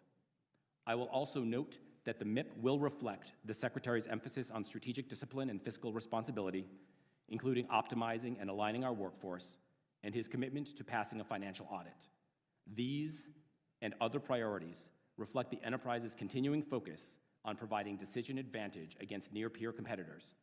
In summary, the MIP will support the Department's ability to execute its programs needed to address these global challenges, and your support is critical to achieving the President's vision of peace through strength and ensuring that our intelligence capabilities remain second to none. I thank the subcommittee for its leadership and support, and I look forward to answering your questions here and in our closed session. Thank you. I appreciate that. And General Hartman, you're now recognized for 5 minutes. Chairman Jackson, Ranking Member Crow, and distinguished members of the committee, I'm honored to be here today representing the men and women of the National Security Agency and United States Cyber Command. Thank you for this opportunity to testify before you today with my Department of Defense Intelligence Enterprise colleagues. At the National Security Agency, our workforce supports our policymakers by providing unique, timely, and exquisite insights for the nation's top priorities. As a combat support agency, we provide critical support to our warfighters in encountering a multitude of threats facing the nation today and in the future. The men and women of both Cyber Command and NSA are key to our mission success and serve as a competitive advantage across all of our mission sets. China remains our pacing threat. Countering their efforts to challenge the United States as well as their aggression in the Indo-Pacific is a top priority. U.S. Cyber Command and NSA are focused on using the full scope of our authorities and full spectrum capability to counter China's aggression. We remain ready and postured to contest China's malicious activities across the globe in lockstep with our allies and our U.S. government and industry partners. U.S. Cyber Command and NSA remain focused on achieving mission success across the spectrum of the President's priorities relayed to us in the Interim National Defense Strategic Guidance. In developing our FY26 budget request, in partnership with the Department of Defense and the Office of the Director of National Intelligence, NSA is focused on administration priorities, including defending the homeland, modernizing our capabilities, as well as our core function of code making and code breaking. As examples, both organizations have taken comprehensive and concrete actions in support of Homeland Defense, including improving our support to U.S. government disruption activities with cartels operating in Mexico and along the southern border, and in the development of Golden Dome for America. Our nation is confronted with an increasingly complex and dynamic threat landscape in the cyber domain. However, I want to ensure you that U.S. Cyber Command and NSA are at the forefront of this challenge, armed with unparalleled capabilities and insights that place us at an advantage against our most formidable adversaries. Our dedicated professionals are actively defending the nation, including the defense industrial base, from sophisticated nation-state actors and cyber attacks. We are not merely reacting to intrusions. We are proactively identifying and analyzing the tools and tradecraft our adversaries are sharing. These critical discoveries, we share these critical discoveries publicly and will partner with our partners to empower a collective defense that strengthens our nation. I know this committee is highly supportive of our missions and our people, and I'm thankful for the opportunity to testify in front of you today. Thank you, General. I appreciate that. And General Cruz, the floor is yours. Chairman Jackson, Ranking Member Crow, and distinguished members of the subcommittee, Thank you for the opportunity to present the Defense Intelligence Agency's assessment of the worldwide threats to our nation and our posture to address these increasingly complex challenges. DIA is dedicated to providing not only the warfighter, the acquisition community, and the senior administration officials with timely and accurate intelligence, but also to the Congress to assist in your role in countering threats to the United States. The men and women of DIA in 140 nations around the globe are focused every day on delivering intelligence that strengthens defense of the U.S. homeland, enhances warfighter lethality, supports effective and efficient acquisition and countermeasure development, counters foreign intelligence entities attempting to steal U.S. information or penetrate our networks and supply chains, and increases mission sharing and interoperability with trusted U.S. allies and partners. Our efforts are more timely and more important than ever. The current threat landscape is changing more rapidly than at any time in my 35 years in uniform. Our adversaries are deepening cooperation with each other across multiple domains and developing and proliferating advanced technologies which generate novel methods to threaten our interests. Starting in the U.S. homeland, we face a twofold threat. First, along our southern borders, transnational criminal organizations, drug traffickers, and terrorist groups are attempting to circumvent host nation laws and evade U.S. law enforcement, including by exploiting migration flows, to conduct activities aimed at harming U.S. citizens. Our longstanding cooperation with U.S. law enforcement agencies has enabled DIA to respond quickly, and DIA has surged analytic, collection, scientific, and technical capabilities to support U.S. Northcom, U.S. Southcom, the Department of Defense, the Department of Homeland Security, and the FBI. Second, our adversaries are pursuing technological advances to improve their ability to directly threaten the U.S. homeland with military capabilities, including expanding the scale and sophistication of their conventional and nuclear-capable missile systems. China and Russia are building a diverse array of delivery systems to exploit gaps in current U.S. ballistic missile defenses. They are developing hypersonic glide vehicles, as well as fractional orbital bombardment systems, which are ICBMs that enter a low-altitude orbit before re-entering to strike targets. DIA is currently providing the authoritative intelligence assessments to assist the department in designing and deploying the necessary defenses to support the Golden Dome for America initiative. And during the future operational phase, DIA will provide collection, sensor networks, data fusion, and operational support to detect and counter strategic missile threats to the homeland. Our priority threat, as described in the Interim National Defense Strategic Guidance, is China. The Chinese Communist Party is rapidly developing military capabilities across all warfare domains: air, land, sea, space, and cyber. And all of these are designed to seize Taiwan by force while preventing intervention by the United States or other third parties. Along its periphery, China is executing multi-domain pressure campaigns against the Philippines, Taiwan, and others that resist its territorial claims. In response, our China Mission Group stood up in 2022 to synchronize DIA and enterprise analysis, collection, and intelligence operations against the global China threat. And since then, numerous intelligence disciplines have increased collection by at least 30% against China, and we have brought new collection and exploitation capabilities online. DIA has also increased analytic production by double digits, and through our Machine-Assisted Analytic Rapid Repository System, or MARS, and the Common Intelligence Picture efforts, we are delivering next-generation foundational military intelligence to the warfighter, and soon will deliver real-time, authoritative, force-tracking data layers to enable all-domain, AI-enabled battle space awareness, warning, and sensor-to-shooter capabilities. Additionally, China's advancements in AI, biotechnology, quantum sciences, and microelectronics are heightening the threat environment and positioning Beijing to dominate a range of advanced and emerging technologies that are foundational to military innovation. Beijing is working to integrate AI into a variety of military capabilities, including uncrewed systems, decision support systems, ISR, cyber, and influence operations. And to meet this challenge, DIA is redesigning its collection strategies and enhancing MASIT, human, and open source capabilities, ensuring that we stay ahead of emerging threats and technological advances. Regarding other threat actors, Russia remains a significant, aggressive, and enduring threat to the United States and its neighbors. Moscow has remained steadfast in its demands for Ukrainian neutrality, authority over the size of Ukraine's armed forces, and is a further partitioning of the Ukrainian state. Russia will continue its military strategy of attrition, focused on degrading Ukraine's ability and will to resist, while while facing its own significant losses of equipment and personnel. With this threat environment in mind, I want to thank you for the opportunity to provide our insights and our perspectives during our discussions today. It's an honor to join my colleagues, Mr. Gardweiss and Lieutenant General Hartman, before this subcommittee. I'm truly privileged to lead the Defense Intelligence Agency and represent its talented and dedicated workforce who serve with distinction and in harm's way all across the globe. We're grateful for your support, and I look forward to your questions. Thank you, General. I appreciate that. And we will begin questions, and I will start by recognizing myself. Mr. Gardweiss, I was just going to ask you a real quick question here. I'll just read this real quick because some of our audience may not fully appreciate this, but the U.S. intelligence community is statutorily comprised of 18 organizations, 9 of which are elements of the Department of Defense.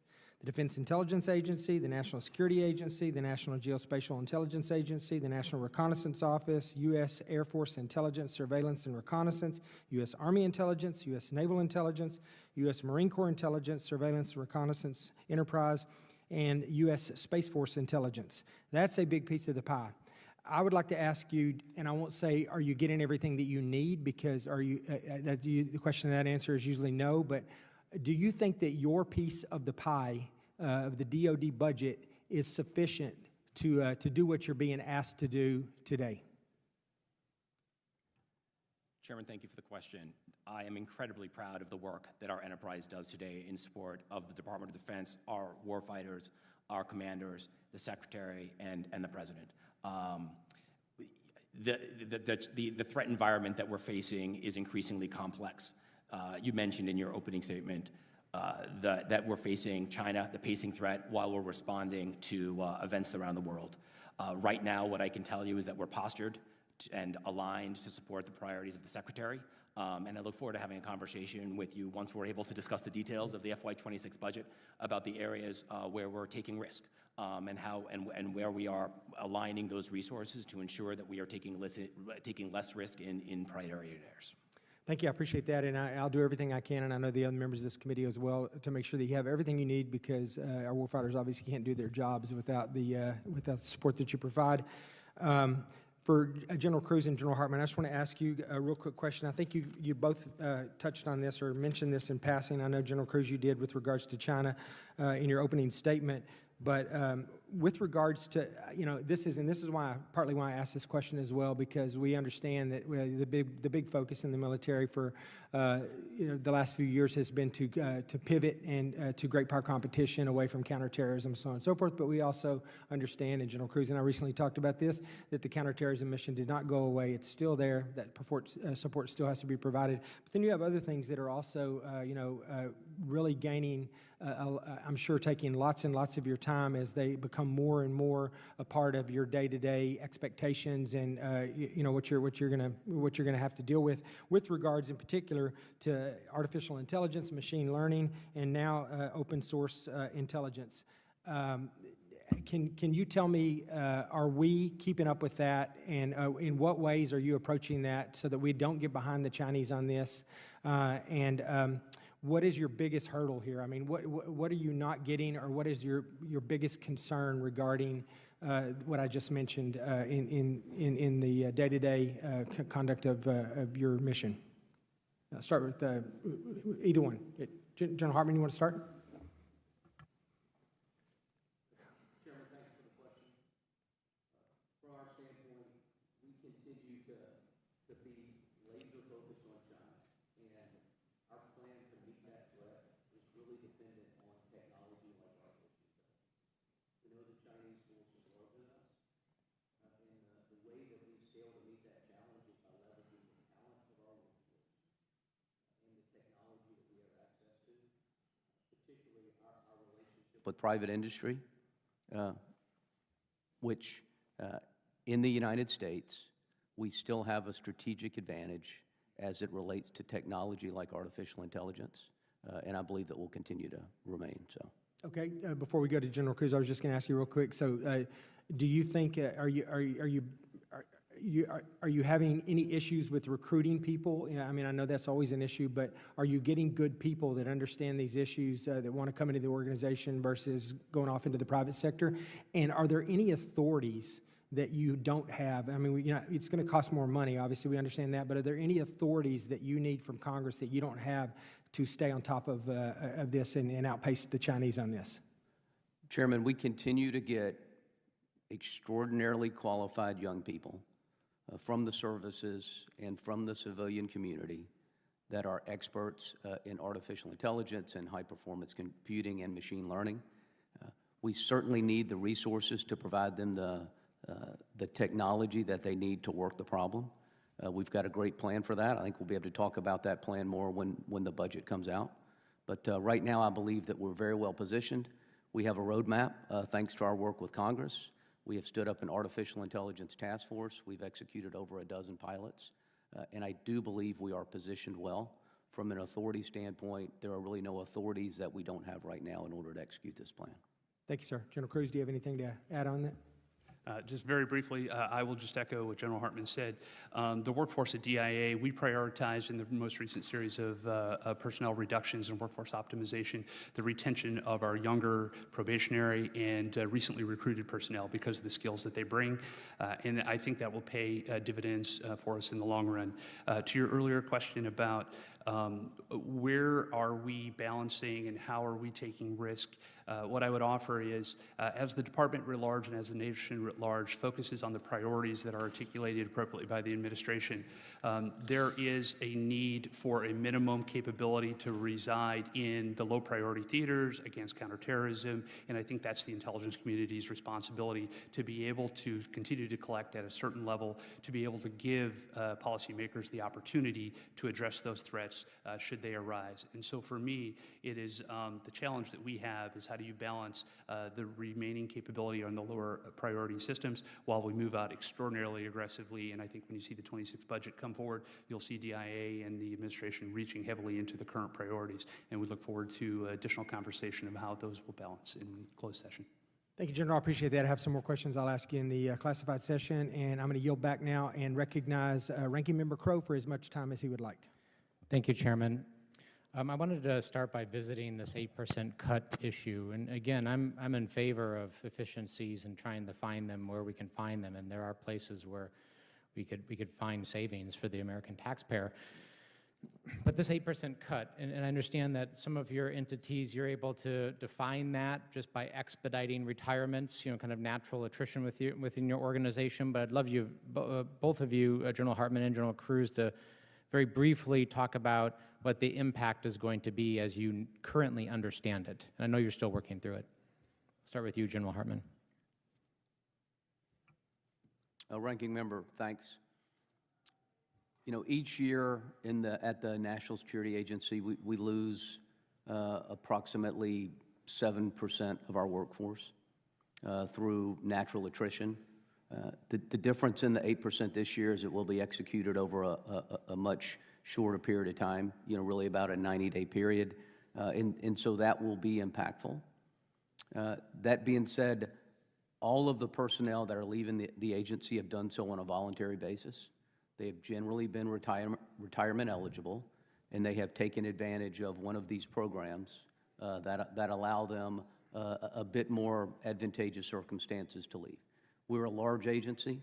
We have a tremendously skilled workforce, and I do believe that we will have senior leaders that will move into the position and continue to execute the very important mission that we have to defend the nation at the National Security Agency.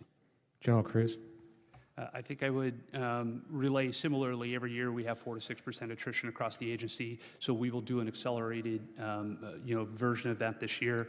Our targets were, as you saw from the Secretary, 5 to 8%. We will certainly achieve those percentages. But I have faith that the younger generation will step into those leadership positions. To answer very specifically, what is the impact? For those more senior people that are leaving, what I am losing very clearly are senior leadership, I'm losing expertise, and I'm losing combat experience. But I go back to there are people that are mid-grade that are going to step into these roles that also have combat experience from our 20 years of CT and will pick up the flag and run with the baton as quickly as possible. In a closed session, I'm happy to tell you where we're taking more risk than others. There will be impact, but I think great Americans are going to step into these roles And I have no doubt of that. I mean, I have no doubt that these younger, talented folks will step up and do their best. I think, you know, I think about my military time, and you all have experienced this a lot more than me. There was this process called the relief in place, right? When we were in Iraq and Afghanistan, and I was being replaced by a unit. It's called a RIP, and you know this. You rip out the other unit, and it's essential that those units overlap. And they have to overlap because the unit that had been there, that knew the locals, that knew the threats, that had learned all the lessons from the sector, all of that knowledge had to be transferred to the new unit. And if it didn't, if you didn't have that overlap, that knowledge was lost. And the new unit had to learn the lessons the hard way, sometimes with blood. So when you talk about expedited losses and retirements in accelerated timelines, to me it seems like we're losing that overlap that's essential, and there's going to be cost to it. General Hartman? Ranking Member, thanks for those points. It will be more challenging, all right, and because of that, but we do know who is going to lead the organization. And for the most part, we know who is going to replace them. And it's my job as the person performing the duties of the National Security Agency to have a plan and to execute a plan that ensures we can continue to provide this fundamentally important mission for the nation. And I'm going to do that. And it'll be difficult, but that's what they pay leaders for. And you're a ranger. I am a ranger. Like me. Absolutely. So you've been given a mission, and there's no doubt in my mind you will execute it to the best of your ability. But now it's incumbent on us in Washington to make sure that the mission you've been given is actually smart and makes sense. General Cruz? The one additional thing that DIA has in its arsenal is, in addition to the headquarters and all the centers that are directly reporting to me, I also man the J2s out at each of the combatant commands, as well as the Joint Staff J2. And that allows me, when I have holes in expertise in very specific areas, to move personnel. So for example, some of the key leadership positions that are showing up on the Joint Staff, we're bringing in personnel in Indo-PACOM to fill these roles to try and achieve exactly what you're talking about. How do you do a RIP, a replacement in place, when you're not actually in place? And so we're working through the lessons learned that we've done, and as we have led our units in previous ways, what is the modern version of that using modern technology? Well, you all have a very hard task ahead of you, and I'm not going to wish you luck, because luck doesn't do it. We're going to work hard to make sure that we resist policies that don't make sense and would put America in danger, and that we support you in that mission. Thank you. I yield back. Thank you, Mr. Crow. And Mr. Cisneros from California, you're recognized for 5 minutes. Well, thank you, Mr. Chairman. Appreciate that. Lieutenant General Hartman, like you stated just a few minutes ago, right? You continue to get top talented individuals that come in, but it does take all these individuals to kind of get trained up and built up to speed. And General Nakasone used to always state that, you know, I get these individuals, they're there with me for like 2 to 4 years, and it's time for them to transfer right at the time where they actually really start to get good at what they're doing. I'd like to see how we can change that. I don't know if you feel the same way. I'm going to assume maybe you do, right? That, you know, you get these individuals built up and they get good at what they're doing, and then it's time for them to leave and transfer to something else. But how can we kind of work with you to kind of get it where maybe we can kind of get out of this mold that which is, we do it this way because it's the way the military's always done it. You're in a duty station 2 to 3 years and it's time for you to transfer, but we're losing a lot of that knowledge and kind of shortening up and building that expertise before somebody goes on and moves to something else.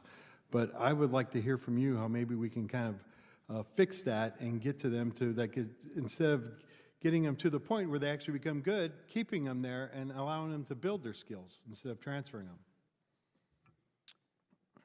Congressman, thanks for the question. I 100% concur with your analysis. We have, over the last couple of years, made significant progress working with the services in order to do really 3 things. One is to extend the tour length for an individual after they become fully mission qualified. And that's really important because at that point we can employ an individual, you know, to the greatest, their greatest capability in order to work the mission. So that's the first piece. The second is a number of services for key work roles have supported multiple tours in either the National Security Agency or Cybercom. And then the third piece that we're really working is to ensure synergy between assignment policies at the National Security Agency and U.S. Cyber Command for the same work role. And so allow a service member to move between the agency and the command in a way that best utilizes their training and experience for the good of the nation. I think we're making good progress, and we've got a plan to continue to do so moving forward. General Cruz, I'm sure the same thing happens in the intelligence agencies, so I'd love to hear your response too. Certainly does. The workforce that DIA enjoys actually gives us a little bit of a buffer here. 70% of my workforce is civilian, and about half of those are former military. So I have this fantastic mix of civilian, former military, and active duty military. We have worked over the last couple of years to start to extend our civilian tours as we rotate around the globe, and several of the services are looking at doing the same thing. So that becomes really important for us. And then for new mission areas where I have low density, just small numbers, for example, in the cyber realm where we man the Cybercom J2, but we're also building up some additional capability at Congress's direction. My intent is to have those career paths actually be from service cyber into NSA, into Cybercom, into us, so we can keep people into the same mission space regardless of tour length. All right, well, anything we can do to support that legislation-wise or anything, please let us know. Happy to support that fully. Lieutenant General Cruz, another question for you. We know during the first President Trump administration, he was at times kind of very cautious about some of the intelligence that he received from our stuff, and even had a tendency maybe to believe it from somewhere else. But and we can either take this here or maybe take it in the next round. But you know, how can you work with the administration there to ensure that what you're giving them is going to be heard, and that it's going to be kind of taken in as for what it is, and that this is good, actually good intelligence that you are presenting them? I think you just hit on both sides of the coin. So I think we owe candid intelligence assessments, non-political, the best we can do, the most authoritative regardless of source, and then provide that. And it's building a trust relationship from all of our stakeholders. We've done this with warfighters for many, many years. I've worked with SOF. There's a really dynamic feedback loop. You're either good and you're trusted, or you're not. And the same thing is actually okay with the administration. Our goal is to provide the most accurate intelligence that we can and build a trust relationship over time, and that's my intent to do so. All right. Well, thank you both for your answers. Thank you all for being here, and I yield back. Thank you, Mr. Cisneros. And now recognize Mr. Scott from Georgia for 5 minutes. Thank you, gentlemen, for being here. And we all know that our prior president ignored the advice of his military commanders with regard to Afghanistan and other key areas. Fortunately, we have a president now that is wanting to secure the border. And so my question gets to you, Mr. Guardwise, with the president's direction to leverage defense capabilities to reduce the flow of illegal immigrants and fentanyl and other illegal drugs that are killing American citizens across our borders. How is the Defense Intelligence Enterprise providing support to that mission? Congressman, thank you for the question. I'm incredibly pleased with how the department has shifted and aligned rapidly to support the President's priorities along the border. That includes the Defense Intelligence Enterprise.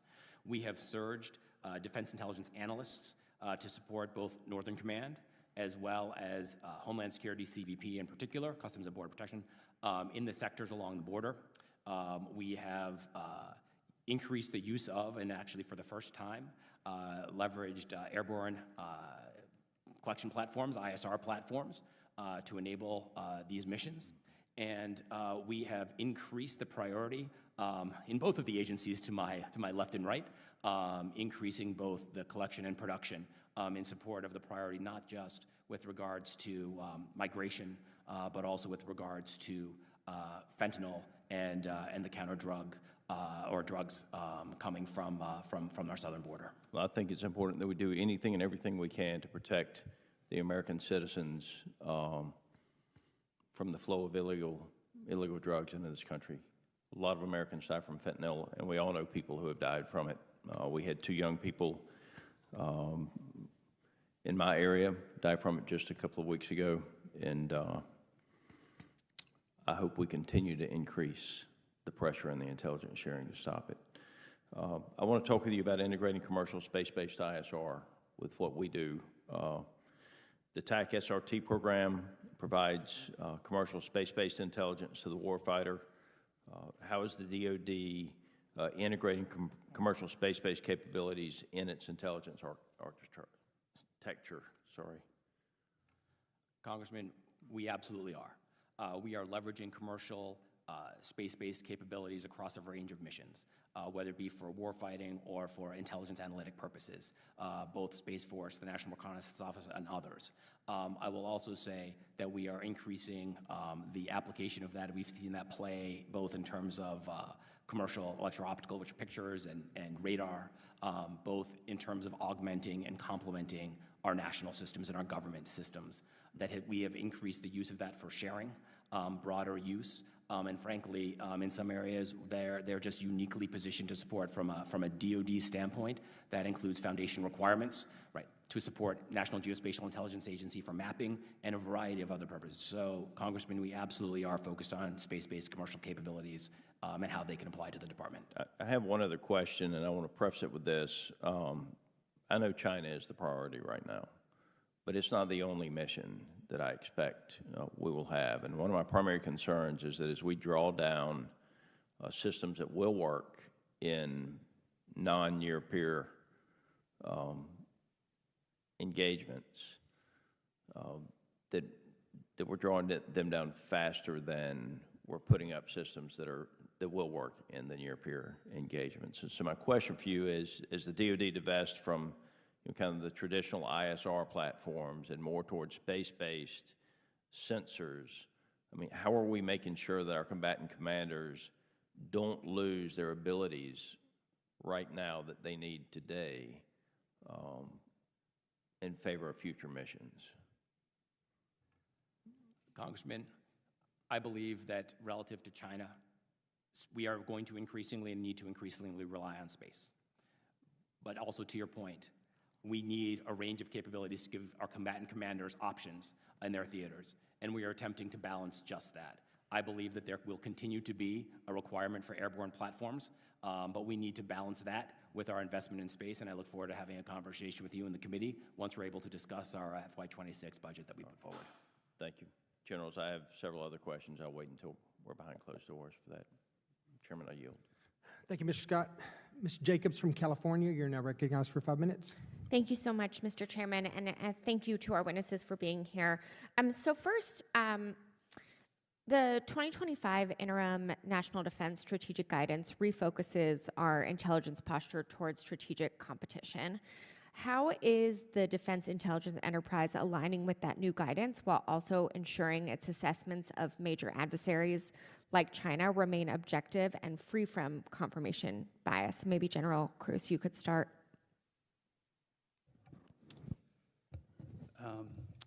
So the interim national security guidance that we're all now transitioning to and implementing takes us down a pathway.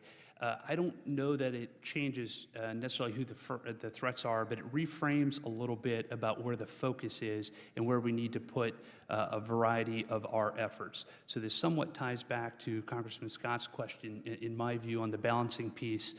One of the things that the Defense Intelligence Agency in particular owns is a lot of the other intelligence disciplines. So for example, on the airborne ISR layers, we pull that and reduce that in other theaters. Africa, for example, it does become the human, the overt, the clandestine human, the technical collection, a variety of the other pieces that if we can stitch together along with commercial and open source data, we start to fill in the blanks to go down that path. What that does is get back, I think, to your question about how do you avoid confirmation bias. It is making sure that you're willing to go in and check all of the other all-source issues. For me, every problem now has to be an all-source and both an exquisite intelligence and an open source question to get to the best possible answers. Thank you. And Mr. Gardweiss, same question to you. I echo General Cruz's comments with regards to the pacing threat of China and strategic competition.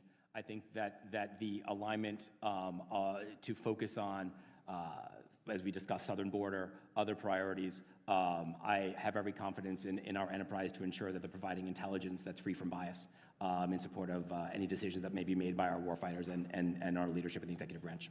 Okay, great, thank you. And then I want to talk about Syria, and obviously I know we'll have to do more of it in closed session, but I actually agree with the Trump administration lifting certain sanctions to ease Syria's humanitarian crisis. How do you make sure that you all are getting the most dynamic picture or the most accurate picture in this very dynamic situation of what's happening? If you can, anything you can say in open about sort of how you currently assess the conditions in Syria following this policy change, and what possibilities, if any, you see since the political opening. Maybe Mr. Gardweiss, I'll start with you. Congresswoman Jacobs, if I might, may I refer to General Cruz initially, given in his analytic expertise? Thank you. So I would offer there's probably two parts to this. One is, how are we making sure we understand what's going on? When the HTS organization took over the Syrian government, I would offer that's really the substantive change. It's not the policy change. It is now what do we do in response to that? And we need a good partner that's going to allow us to put pressure on ISIS in Syria and other organizations. And so the policy change is about allowing the ability to be able to do that. As far as the ability to collect in there, if we have a smaller footprint or based on the changes we've seen over time, what I would offer is we're relying heavily on allies and partners. We are going back to some of the activities, some of the human sources, a variety of the things that we did during 20 years of counterterrorism, and being able to go back and try and leverage some of those accesses and intelligence feeds. Thank you. And to the extent you can talk about it in open session, can you talk about sort of what the threat from extremist groups like ISIS currently is? I would offer that ISIS is getting stronger globally every day in small areas. It is probably the most competent at external operations planning and is increasing out of Syria in particular, or ISIS-K, ISIS-Khorasan, as being the most likely to present a threat to Western governments. And I think beyond that, I would offer Al-Qaeda in particular is more of a regional threat against U.S. forces in particular areas. And I would offer probably a richer conversation in closed session. I'll look forward to that. Thank you, Mr. Chairman.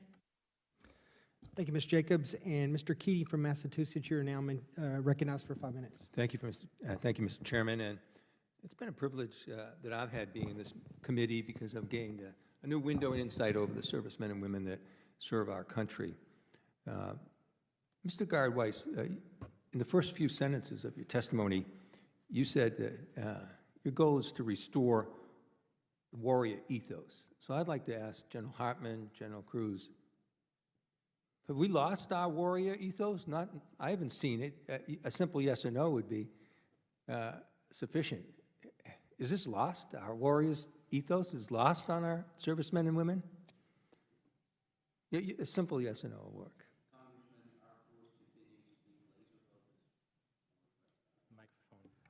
I am proud. General Cruz? I am very proud of the warrior ethos that my organization displays every day around the globe. So, Mr. Gardweiss, could you do me a favor and define what you think warrior ethos is? What did we lose here? What's lost? I didn't think it was missing. Congressman, from my perspective, it is about ensuring that we are bore-sighted on the needs of our warfighter. And that, in my mind, in a simplistic term for our defense, intelligence, security enterprise, is ensuring that that is consistent with the Secretary's priorities for the department. So the Secretary defines warrior ethos?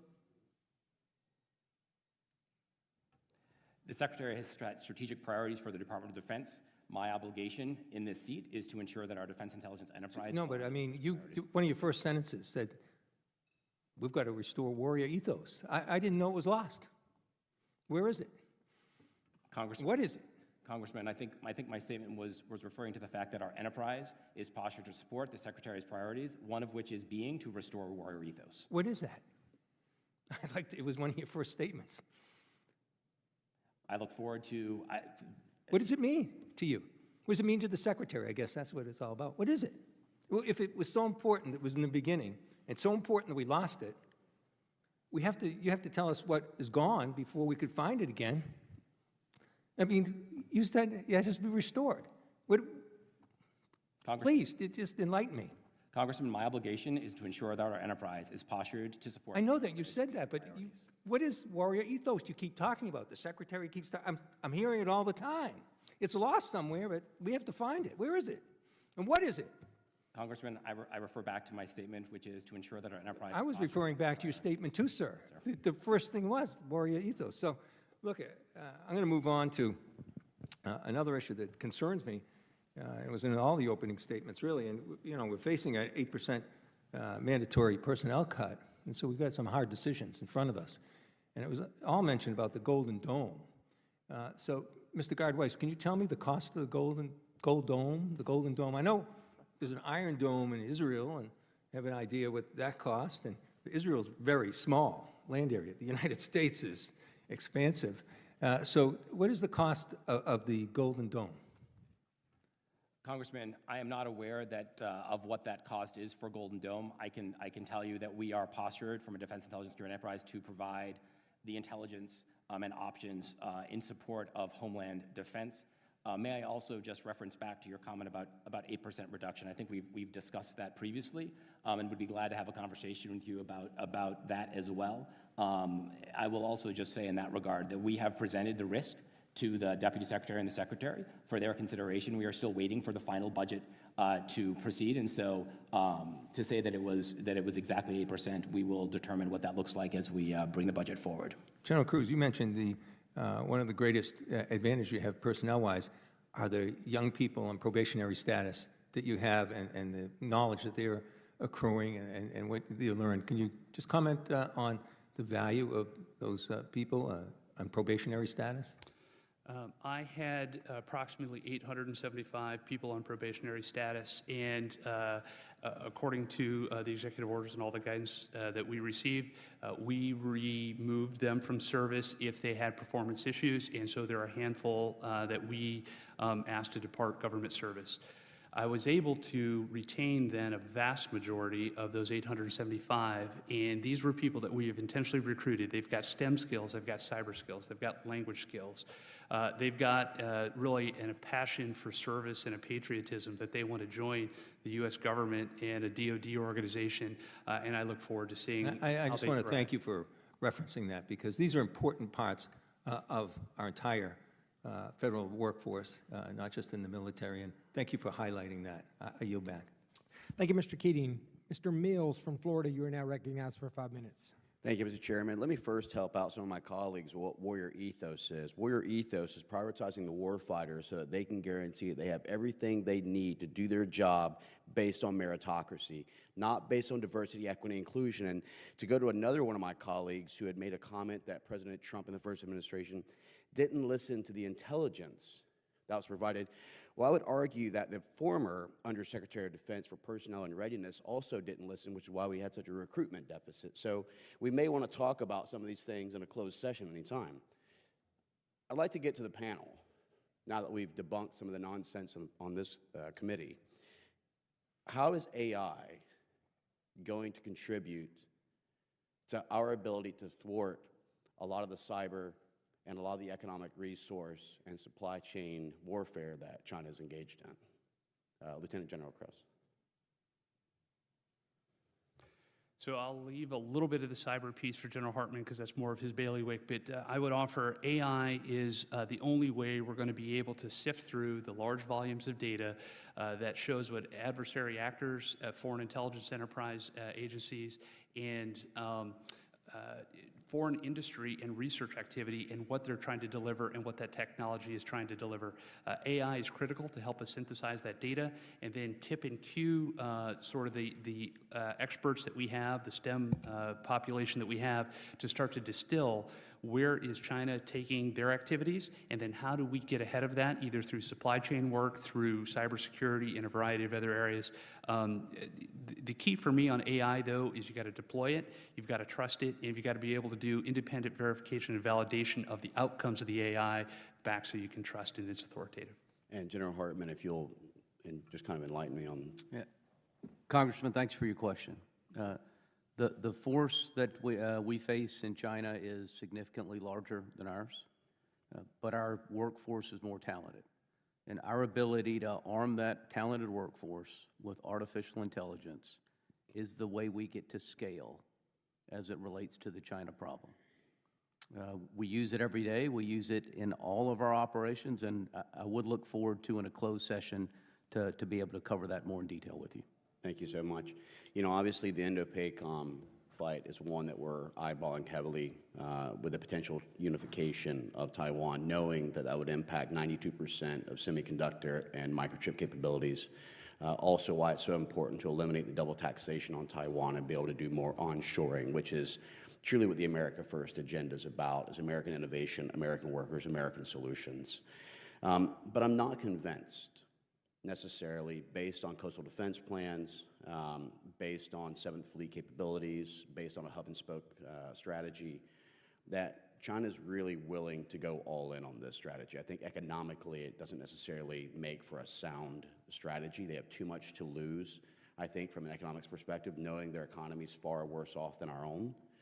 I think that one of my big issues that I face is not understanding how the Directorate of Defense Trade Controls is holding $9 billion, however, of Taiwanese money for defense stuff that's not ever been exported. Is there any reason that you could think of why these types of goods and defense materials would be held as opposed to just getting them there to be more of that porcupine, that spiky sense to prevent China from even thinking it's a plausible 3-month strategy? I'll let you, Mr. Guardwise, if you'd like to just anyone to hit on it. By the way, you're 100% correct on the warrior ethos stuff. Regardless of what our colleague might have said, that's exactly what the Secretary of Defense is doing right now, and that's exactly what we're getting back to, is the old days of be all you can be, which is what it was during my days in the Army. Congressman, thank you. I am not familiar with that issue, and so I will, if I can take that for the record, we'd be glad to get back to you with a response. And I would love to see the Pentagon put pressure on the State Department and DDTC to get those DSP-5 approvals and make sure we can export the necessary goods, because this wasn't even American. This isn't FMS or FFS money. This is $9 billion that came from Taiwan to buy goods like the Harpoon and other things in an effort to try and guarantee a more robust coastal defense plan. And so I'd love to see what that looks like. With that, I think a lot of my other questions are going to be more for the classified section, but I really appreciate your time and keep the warrior ethos running. With that, I yield back. Thank you, Mr. Mills. And against my better judgment, Mr. Van Orden, you are recognized for 5 minutes. Thank you, I think, Mr. Chairman. Hey, I would remind my colleague that we lost Afghanistan and Iraq. And so when we're looking for lessons learned, you know, and how we should structure our forces and do RIPs and everything, probably should look somewhere else, because we lost those wars and we fought in them, and I don't want to do that anymore. And so when we look at how we gather intelligence and disseminate it, I think we need to look at it a little differently, because we missed the collapse of Vietnam, the fall of the Soviet Union, 9/11, Afghanistan being run over by the Taliban in 5 minutes. We missed all of that with the you know, over the decades, trillions of dollars we invested in the national intelligence architecture, right? So I'm saying maybe we should, you know, take a knee, think about how we're doing stuff, and apply some nonlinear thinking to this problem set. As far as my other colleague, who seemed to have stepped out, if he goes to www.nsw.navy.mil and types in SEAL ethos, he will see a document that me and 62 other SEALs wrote in 2005, and it describes in ad nauseum exactly what the warrior ethos is. And you're spot on, dude. Listen, Pete Hegseth is a warrior, and we need warriors to lead warriors. Enough of this panty waist stuff going on. Forget about it. The goal of the Department of Defense needs to be intimidating our adversaries to the point where they don't attack us, but if they decide to, we utterly destroy them and grind them into dust, so we prevent other adversaries from attacking us or our allies. Other than that, the Department of Defense should be doing nothing. So I have a question for you, sir. I'm the longest serving enlisted member of the military to ever get elected to Congress. I did human intelligence at a very high level. So are there any authorities that you cats are missing that we can grant you congressionally to make sure that you can do your job to protect us? Congressman, thank you for your statement and for the question. Yeah, man. I think we can provide some additional details in the closed session. Okay. But suffice it to say, for this setting, yes, there are some additional authorities that would enable us to ensure that we're able to operate in an increasingly challenging environment, particularly in one of ubiquitous technical surveillance and others, to enable us to be able to do what we can to operate and succeed in that environment and decrease risk to those individuals who are in harm's way. Okay, check it, Raj. Now here's the one thing that we need to talk about. When the Patriot Act came out, I was all for it. I wanted to find everybody that harmed my country and kill them, right?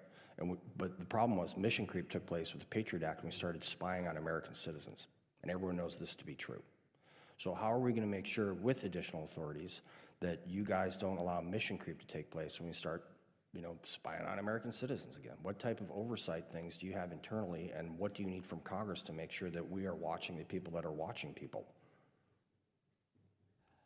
Congressman, as to the additional authorities I was referring to, they do not fall into that realm of collecting on Americans, but in terms of Patriot Act...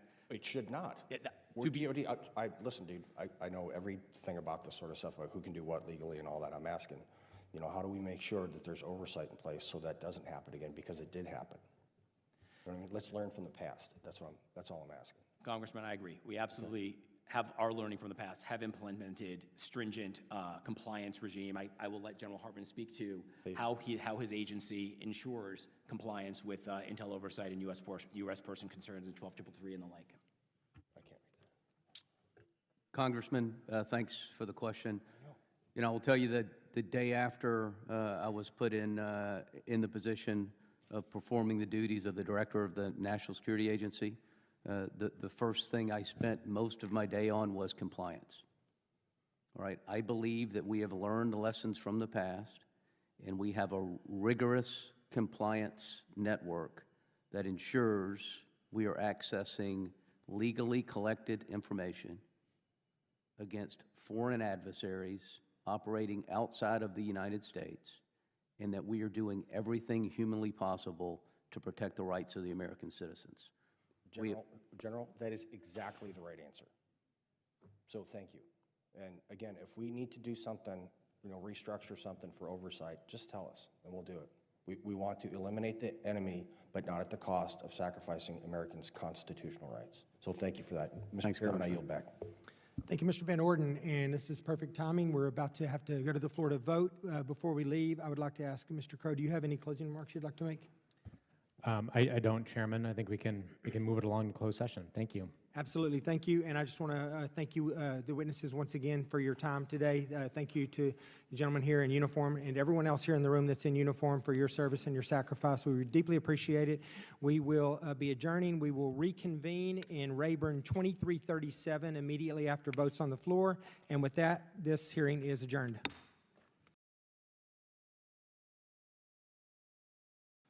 Subcommittee on Homeland Security will come to order. I'm pleased to be joined by the subcommittee's distinguished ranking member, the gentlelady from Illinois, Ms. Underwood. Welcome, Admiral Lunday. Thank you for being here. While we await the details of the full fiscal year 2026 budget request, the focus of this hearing will be on the Coast Guard's priorities, a deeper dive into the current state of its acquisition programs, and the Coast Guard's strategies to expand its presence in the Arctic and counter China in the Indo-Pacific. We will begin with the ranking member's opening statement. Thank you, Mr. Chairman, and welcome, Admiral Lunday. Thank you for joining us today. As I said repeatedly over the last 2 weeks, it's challenging to have budget hearings without a budget request from this administration. It puts us in a difficult position, and Admiral Lunday, it puts you in a difficult position as well. So let me start by saying that my frustration and the frustration from my side of the aisle is not with you, Admiral, nor is it with the brave men and women of the Coast Guard who serve every day as armed forces, first responders, law enforcement officers, healthcare providers, intelligence officers, environmental engineers, navigation equipment maintainers, cybersecurity specialists, and so much more. The Coast Guard does it all, and we are so thankful that they do. We see that every day in Illinois, where nearly 200 coasties promote trade and protect waterway safety in Lake Michigan and the Illinois River watershed. And we see it in your creative approach to problem solving, like the Coast Guard's groundbreaking 2022 decision to begin training medical providers, which as a nurse is something that I'm excited to continue to support and help expand. Congress and this subcommittee are here to be your partners in these efforts. Our job is to ensure that the Coast Guard has the resources it needs to do all 11 of its statutory missions, including saving lives, stopping drug flow, and keeping our waterways open to commerce. But we cannot be good partners without good information, and we are not getting good information from this administration's Department of Homeland Security. At a time when the Coast Guard is in the middle of a massive fleet recapitalization and you are staring down some very big acquisition decisions, that information flow is more important than ever. Unfortunately, there are several areas where the Coast Guard is falling short. The Coast Guard was the last of the DHS components to provide Congress with its legally required spending plan for fiscal year 25, missing the deadline by 9 days. When it showed up, it included plans for a new $50 million corporate jet for the department that had never been requested or even mentioned before. The administration has failed to send up a fiscal year 26 budget, and we are hearing rumors that it may not do so until next month. The Coast Guard's rumored Force Design 2028 plan has yet to see the light of day, and we did not receive your testimony until 8 p.m. last night. That's an information flow problem, and it's not sustainable. Consistent, detailed communication is critical to achieving our shared goals this Congress, and that's what we need from the Coast Guard moving forward. Lastly, while we discuss your work to combat external threats, we cannot overlook threats within the Coast Guard itself. Operation Fouled Anchor exposed serious failures in addressing misconduct, and we have a responsibility to ensure that survivors receive the support that they deserve. Perpetrators are held accountable, and the culture within the Coast Guard reflects the highest standards of integrity and professionalism. I very much appreciate your commitment in our meeting yesterday to providing a full briefing on the current status of this issue and the steps the Coast Guard has taken to improve its sexual assault prevention work and support survivors. Thank you again, Admiral, for your service, and I look forward to working closely with you and my colleagues to ensure the Coast Guard has the resources it needs to succeed. Mr. Chairman, I yield back. Thank you, Madam Ranking Member. As part of my respect for your time and the fact that I was late, and since I still haven't gotten a request for anybody on this committee for me to do an opening statement on anybody's budget, I am going to yield back my opening statement time. And I also want to thank you for our fellow on this committee who hooked me up with my phone cover, which, by the way, if there's anybody else on the committee that has one of these for their phone cover, please go on the record now. Okay, we'll move right along. Admiral, you're recognized for your opening statement. Good afternoon, Chairman Amadei, Ranking Member Underwood, distinguished members of the subcommittee. Thank you for the opportunity to testify here today. Chairman, I ask that my written testimony be entered into the record. Objection so ordered. Thank you for your enduring support of the Coast Guard and of our servicemen and women and their families. Our people who volunteer to serve, who operate in a dangerous and unforgiving maritime environment to protect the American people, are extraordinary. They make the U.S. Coast Guard the best in the world. Today's a pivotal moment for our service, a time of both profound change and challenge and unprecedented opportunity. Our nation faces increasingly complex and dangerous threats to the security and prosperity of Americans, and the American people need a strong and capable Coast Guard now more than ever. Under the leadership of President Trump and Secretary Noem, the Coast Guard is making America more secure. On January 21st, I directed our operational commanders to immediately increase Coast Guard presence and operations along the U.S. border and maritime approaches, starting with the southern border, where the President had declared a national emergency just the day before. We surged forces, tripling the number of forward-deployed aircraft, ships, boats, and teams to control, secure, and defend the southern border. The Coast Guard also increased efforts to secure and defend our ports and waterways, which are vital to U.S. economic prosperity and strategic mobility. And we did that both in the physical domain and in cyberspace. And the Coast Guard continues other operations to secure our northern border and the border and approaches around Alaska, Hawaii, our 3 U.S. territories in the Pacific, and our 2 U.S. territories in the Caribbean. Our highest priority is achieving full operational control of the border, and that includes our ports and waterways. As the Coast Guard has done throughout our history, we adjusted our operational posture to focus on the top needs and priorities while continuing to conduct our missions, our other missions, with excellence. Every day, our Coast Guard men and women, with our ships, aircraft, boats, and technology, are delivering results for the American people. We are deterring and interdicting illegal migration by sea. In the last 4 months alone, we've prevented over 860 aliens from illegally reaching the U.S. by sea and deterred thousands more. We continue to combat foreign terrorist organizations, including cartels and transnational criminal organizations, by interdicting smugglers and seizing bulk cocaine and other drugs at sea. We've already surpassed our entire fiscal year 2024 cocaine interdiction numbers, and we've seized so far this year 133 metric tons of cocaine and marijuana, principally cocaine.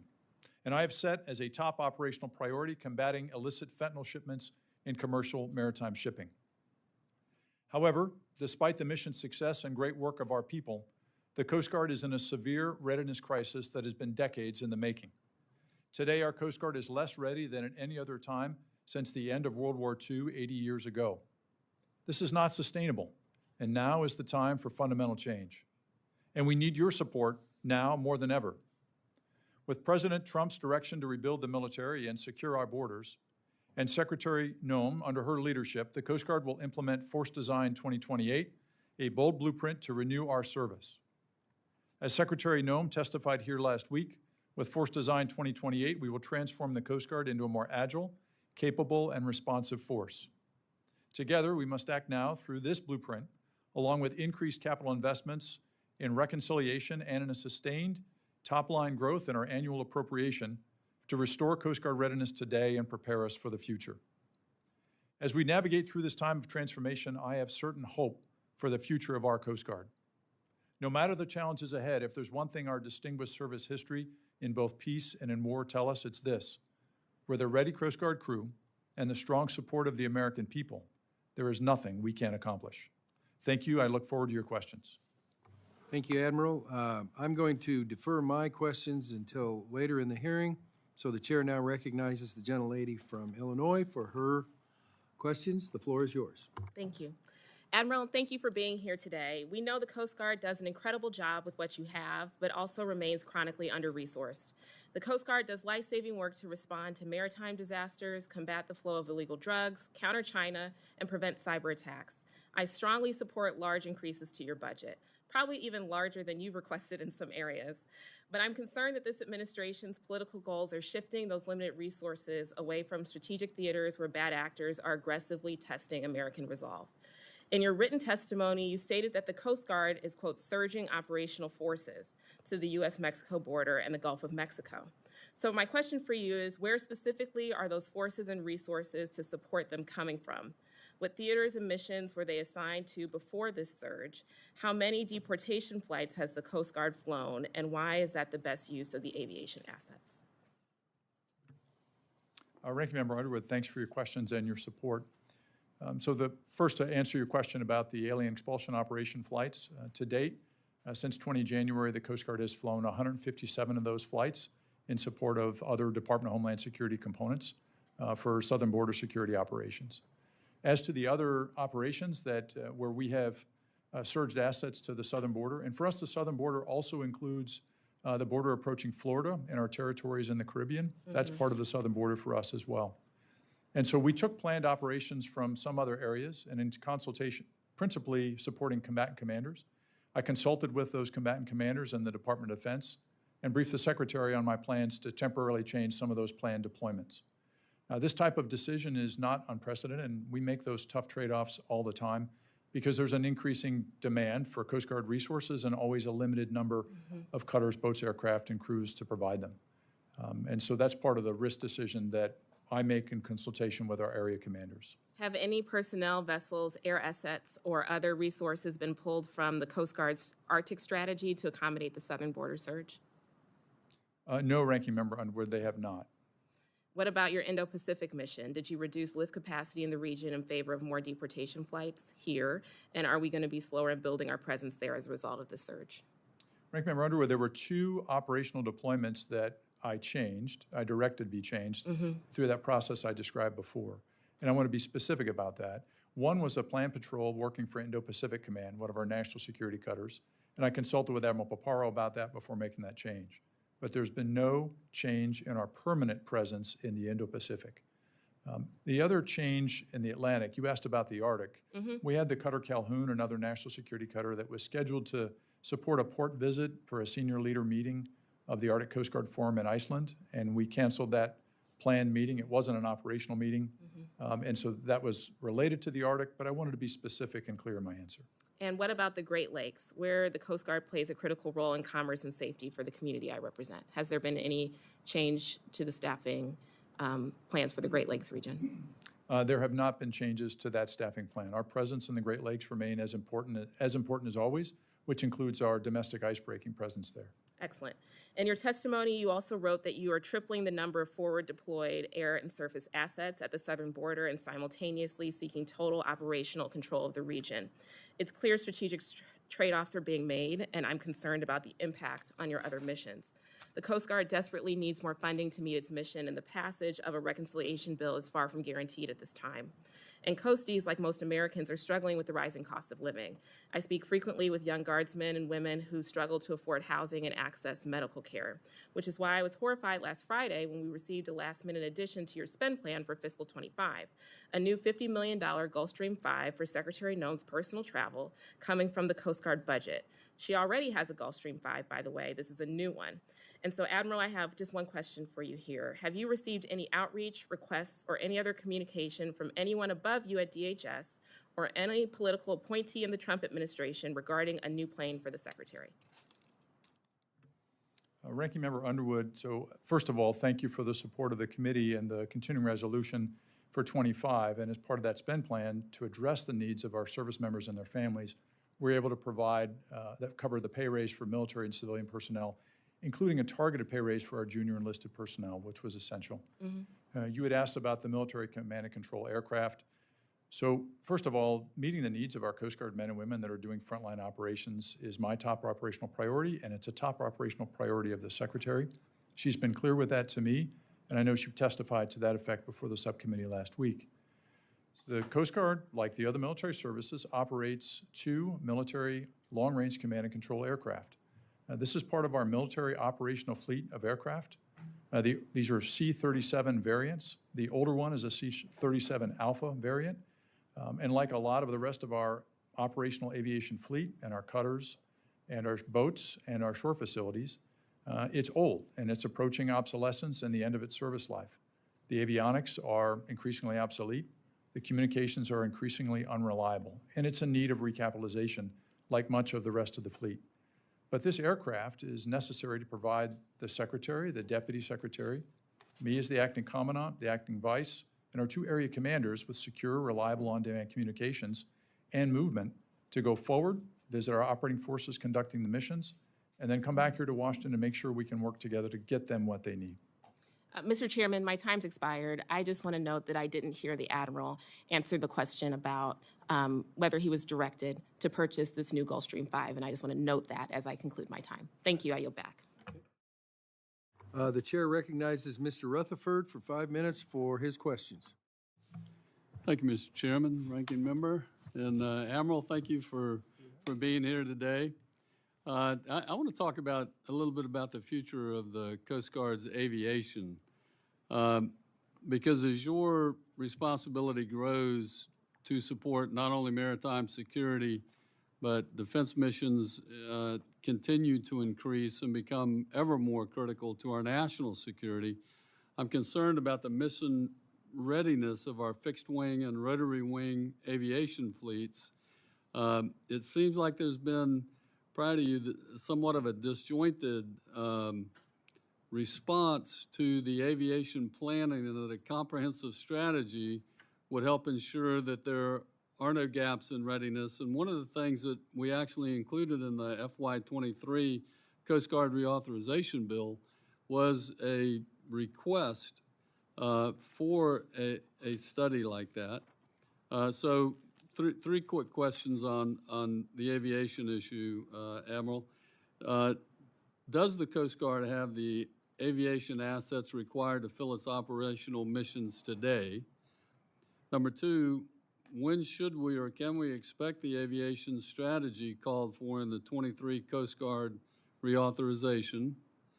And then finally, while I understand the move to want to move to a single platform because of the commonality of training and maintenance and all of that, one of the things that I worry about is if all of these assets are being kind of handed down, a lot of them, I understand, are reaching end of life. And so that could create some gaps in the not too distant future. Could you could you talk about your openness to a mixed fleet if that were necessary to put that off? And I'd like you to tell me how we can help you achieve whatever your new plan turns out to be. Thank you for the questions, Congressman, about the aviation fleet mix and where we're going. And so we had an opportunity to come up and brief the committee staff on an initial readout of our aviation strategy going forward, following on for the requirement in the Authorization Act. But we have more work to do. And part of that is an ongoing analysis of alternatives of what that fleet mix should be across our rotary wing, our helicopters, and also our fixed wing fleet. And so that will also include, I see, an increase in our long-range uncrewed or unmanned aerial systems. That's work we've been doing for years in a joint program office approach with Customs and Border Protection, and I see that as a key component going forward. But that will be borne out in on the analysis of alternatives as we work to refine that aviation strategy. So part of our challenge is that we have been operating airframes, particularly the helicopters, to the end of their service life. In some cases, like for our 860 that's built by Sikorsky, well beyond what anyone else in the world operates, which is why we found ourselves in a difficult position late last year, where for those hulls that we had operated beyond 19,000 hours, Sikorsky communicated concerns that they did not have data to support that operation beyond that point. And so we had to ground those aircraft with high time hours until we can go through and replace the key components that take them over that limit. And that's just a symptom that even though we can operate aircraft to that level, we should not be. We should be investing in new aircraft and recapitalizing those, and then have an appropriate mix to meet not only the demands of today, but the demands of the future. Part of the Force Design 2028 effort that Secretary Noem has directed and discussed will be to look at what the Coast Guard's operating concepts are in the future, and also what our force structure and force design is, including our aviation mix, and how that fits within the broader mix of assets across our ships, boats, aircraft, and shore facilities. And we look forward to working with the committee on those needs and the level of investment required to modernize the future fleet and get to that point. Thank you, Admiral. And I've got just 30 seconds left. But you kind of segued into my next question, which deals with the unmanned systems. And one of the things that I'd like is, can you talk about the resources you need to get that long endurance aerial unmanned program off the ground for something like an MQ-9 or some other system, and the importance that that plays in offsetting your needs in the current aviation fleet? Congressman, I look forward to working with you and the members of the subcommittee to provide greater detail on that information as we move forward on budget reconciliation, and we look forward to the release of the President's budget request for FY26. But we've already done very strong work with CBP on the importance and the value of the long-range UAS. The MQ-9 is what we operate with CBP. Thank you. I see my time's expired. I yield back. Thank you.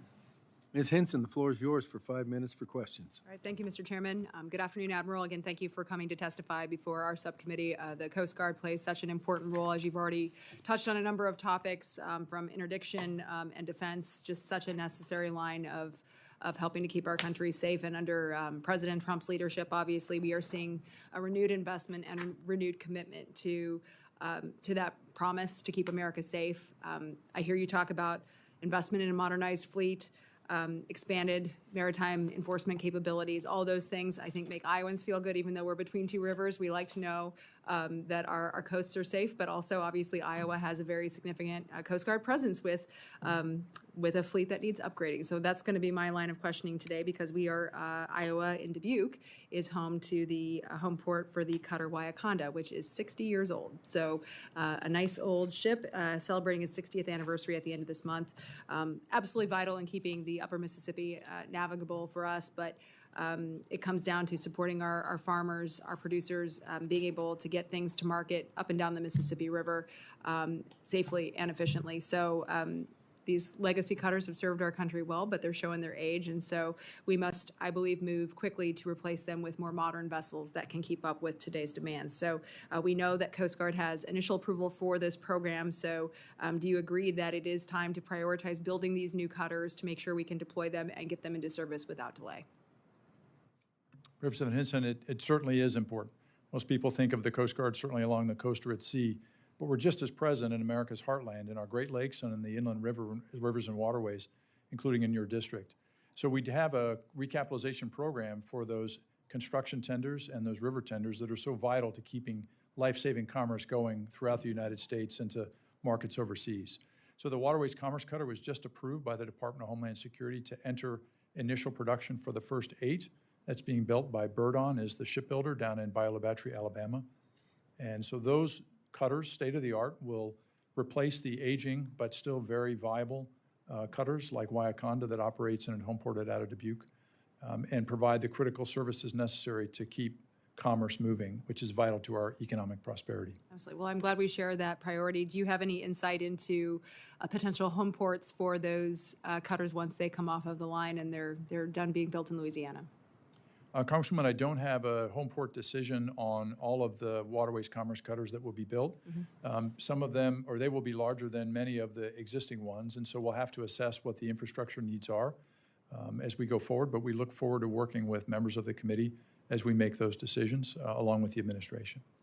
Thank you for that. My last question today, I heard you talk about how important interdiction is. You mentioned Florida and the Caribbean being the other element of the southern border. We think about the Rio Grande and the states, but really it's about what's happening at sea in preventing those bad actors, particularly many of those who are backed by international criminal gangs or adversarial governments like the CCP from being able to exploit our U.S. ports and waterways. And we know PRC is one of the leading sources of counterfeit goods coming into our country, illegal transshipments, trying to get around our trade laws, deceptive shipping practices, right? They use that transnational shipment constantly to get around sanctions enforcement. So can you speak a little to the Coast Guard's role in enforcing and identifying and then interdicting those types of shipments in coordination maybe with other agencies under Homeland Security? Representative Hinson, we work very closely with other parts of Homeland Security and the intelligence community to enforce the U.S. Requirements and restrictions on illegal or unauthorized shipments, particularly by those states that sponsor those shipments that we prevent from coming into the country. And we are concerned about the activities of the CCP, whether it's illegal movement of goods that are prohibited for entry, or whether it's presenting threats in cyberspace to our maritime critical infrastructure. And we've been busy, not only our operational commanders in Atlantic and Pacific area, but Coast Guard Cyber Command, working with the Department of Homeland Security and others to make sure that we can improve the cybersecurity of our port critical infrastructure so that others that may seek to hold it at risk will be unable to do so. And the American people can be sure that infrastructure is resilient and can withstand the threat of any attack or disruption. Are you utilizing AI at all in that technology? You mentioned the cyberspace specifically, but are you using any of those technologies to help track or even anticipate potential attacks or need for interdiction? We are using AI technology with others in the cyber operations space, with U.S. Cyber Command and CISA within the Department of Homeland Security. And I can follow up with more specifics about how we use that. That'd be great. And if we need to go into skip to talk about that, happy to do that. Thank you very much, sir. I yield back. Thank you. The ranking member of the full committee, Ms. DeLauro, you are recognized for 5 minutes for your questions. Pleased to you, Mr. Chairman and ranking member, and to Admiral Lundy. Between today and tomorrow, there are 11 hearings. So just trying to do what I'm supposed to do as ranking member of the committee. So I want to thank Chairman Amodei and also the ranking member Underwood. And let me just say a thank you to you for your service. I look forward to getting your insights into several pressing issues. First, it will come as no surprise to you that I am a strong proponent of the MH-60 program. And the Coast Guard has utilized the MH-60 aircraft since the first one came into service in 1990. Throughout its over 30 years of service in the Coast Guard, it has undergone upgrades to components, engines, life support equipment, and most of all, avionics. The latest acquisition directorates have plans for the Coast Guard to use MH-60 aircraft well into the 2030s. Currently, no alternative helicopter or aircraft platform with the necessary capabilities to meet your mission objectives: search and rescue, routine patrol, and homeland security. First, let me ask you if you agree that the MH-60T, given its utility tactical transport, will be essential to the Coast Guard operations well into the future. Ranking Member DeLauro, the H-60 will be essential. Regardless of the mix, it's the key component in our rotary-wing fleet and the backbone of our aviation fleet. So whatever that mix ends up being, the 60 will be a mainstay, as it has been. Mm-hmm. Well, let me just, I'm glad to hear you say that. And as you continue to retire the MH-65, plans for procurement, and will it include the new hulls as well as the current recapitalization strategy? Ranking Member DeLauro, I'm not able to discuss the specifics within the reconciliation or the President's budget request yet. Mm-hmm. But one of the things we've learned out of the challenge we had with the 19,000-hour limitation on our operation of the 60s is we need to be moving to purchase new hulls rather than beginning with hulls that have high time on them when we acquire them. That's the direction we need to be moving. So we need to be watching what comes out in the budget. Yes, Ranking Member DeLauro. Okay, right, and we'll certainly then be back to you about that. Okay. Thank you. Let me follow up on an issue that I raised with the Commandant last year, the issue of sexual assault in the Coast Guard. I'm not going to recap the troubling history that predates this hearing, including years of unreported allegations of sexual assault at the Academy. Following the Accountability and Transportation Review in November of '23, the Commandant directed 33 initial actions to strengthen the climate and practices. On August 9, 2024, update noted that at the time, 18 of those directed actions had been completed. My questions are, as of today, how many of the directed actions have been completed? Ranking Member DeLauro, as of today, 21 of those 33 directed actions have been completed. We're hard at work to complete the remaining ones and What's identify. your timeline on the remaining? Ranking Member DeLauro, I can get back to you with a specific timeline on those remaining actions. The three that were most recently completed since that August letter that you described were improvements to security in the Chase Hall Cadet Barracks at the Academy, the start of our Sentinel resiliency training that includes bystander intervention training and additional sexual assault prevention and response training for those coming out of boot camp. And then I'll provide additional information for the record. I would appreciate that. And I think maybe you can just assert, but we have your commitment to provide this committee with the regular updates as additional actions are completed. I think that would be helpful to us to know what's going on and how we are trying to meet the needs of the Coast Guard, of the Coasties who are there. So I will, Ranking Member DeLauro, because combating and eliminating sexual assault and sexual harassment in the Coast Guard is a top priority. These are not only serious crimes, but they're a cancer at readiness, and they cause grievous harm to people. And so it's important that we continue this as a top priority to eliminate sexual assault and sexual harassment. I'm pleased to hear that. It's been, I've been around here long enough to be at these hearings to know that this has been a consistent problem. I do want to say that I thought the Commandant was working diligently at doing that, but now asking you if you will continue to follow that up. It's also my understanding that the Department of Homeland Security of the Inspector General may be conducting additional oversight on this matter. Ranking Member DeLauro, the Coast Guard continues to fully cooperate with the investigation by the DHS Inspector General. Okay, that's what, I'm again making that assumption in your commitment to cooperating in that effort. And what my hope is that this can be a start of a dialogue between you and I. I very much, as I said, respected and appreciated the Commandant's response, and we had an ongoing conversation about this effort, and I know of her commitment to wanting to address this issue and to do something about it because of the critical role that the Coast Guard plays and the critical role that women play in this effort and want to realize their dreams or aspirations through the Coast Guard, and they ought to feel that they are safe at that issue. So I look forward to having that same kind of a dialogue on a regular basis with you as well. Let me deal with what I call quality of life issues. I believe just as the service never wavers, our support of the U.S. Coast Guard and our armed forces must be resolute and unwavering, as all of you are. And that includes ensuring that we continue to focus on the quality of life issues for service members. Cost of living. The cost of living crisis in this country is crushing families, and the members of the Coast Guard, unfortunately, are not exempt from the soaring costs of groceries, childcare, housing, the list goes on. Those who have already made great sacrifices, we should be doing everything that we can to ensure that they can raise a family and to make ends meet.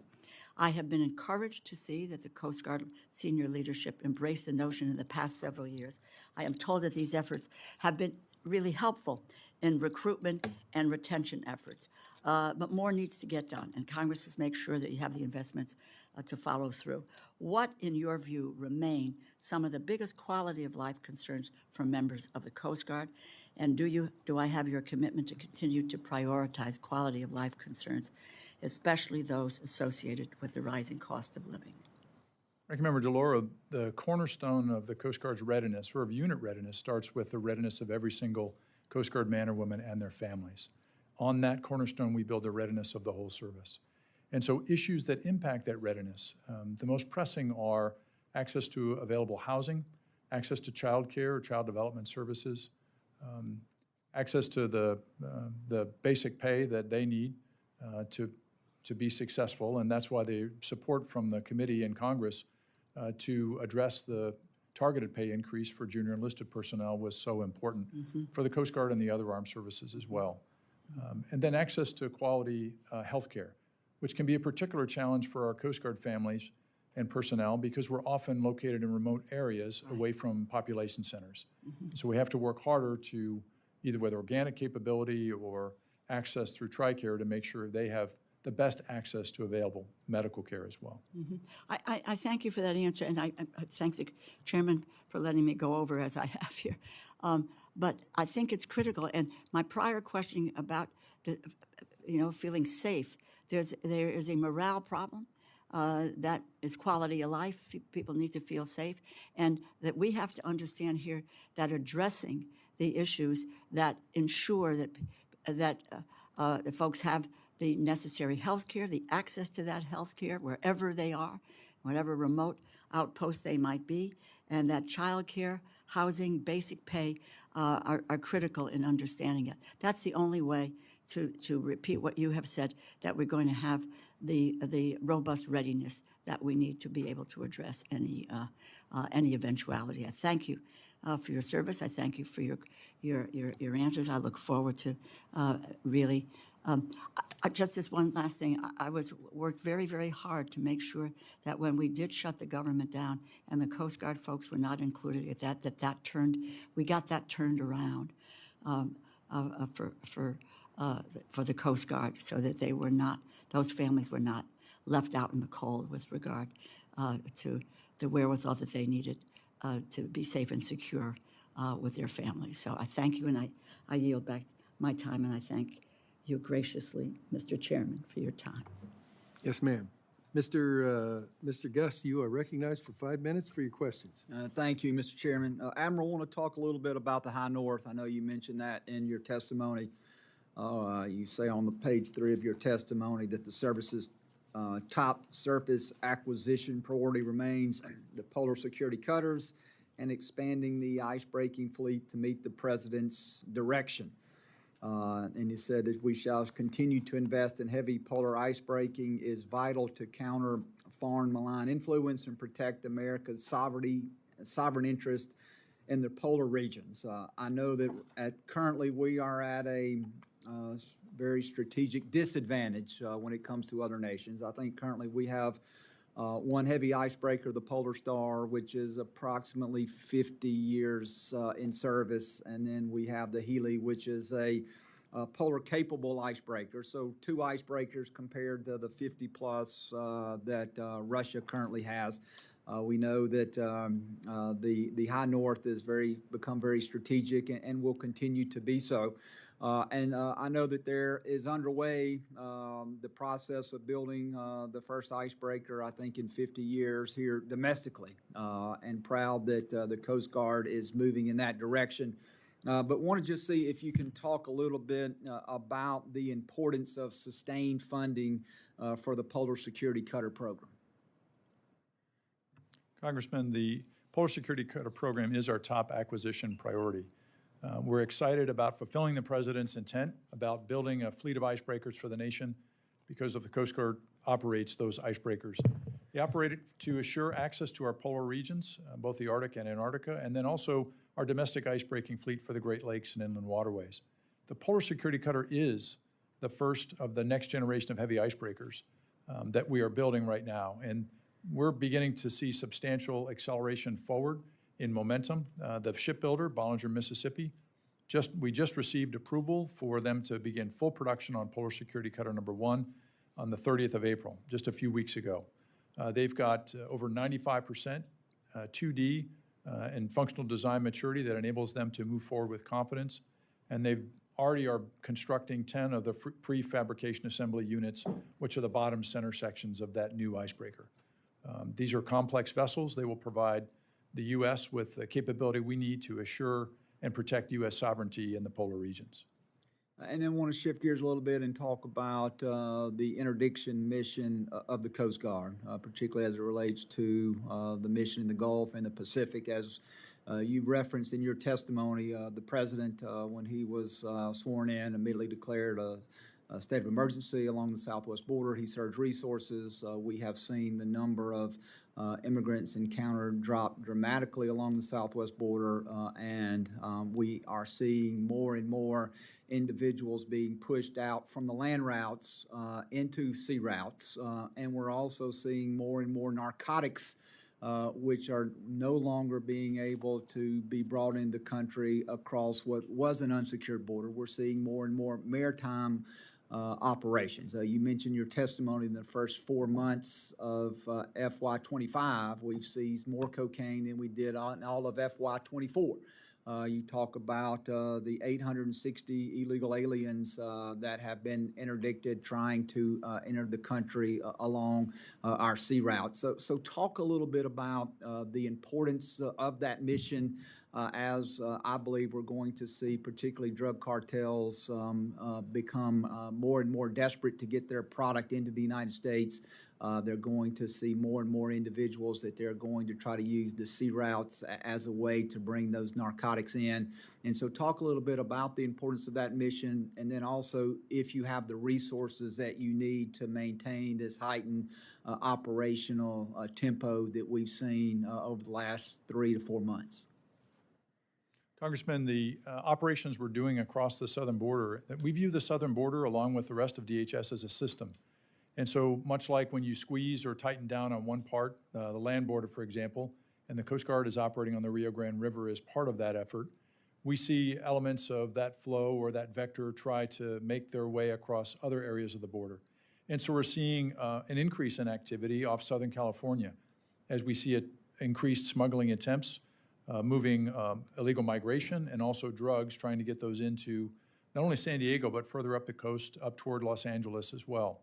And so the Coast Guard has increased our presence and operations and along with the Customs and Border Protection to make sure we can interdict and then deter those attempts.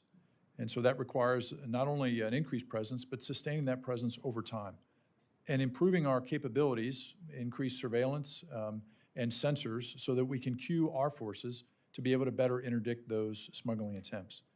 You know, these attempts are dangerous, and we had one of these smuggling vessels flip over in the surf off of San Diego last week that resulted in the deaths of 3 people, including a minor.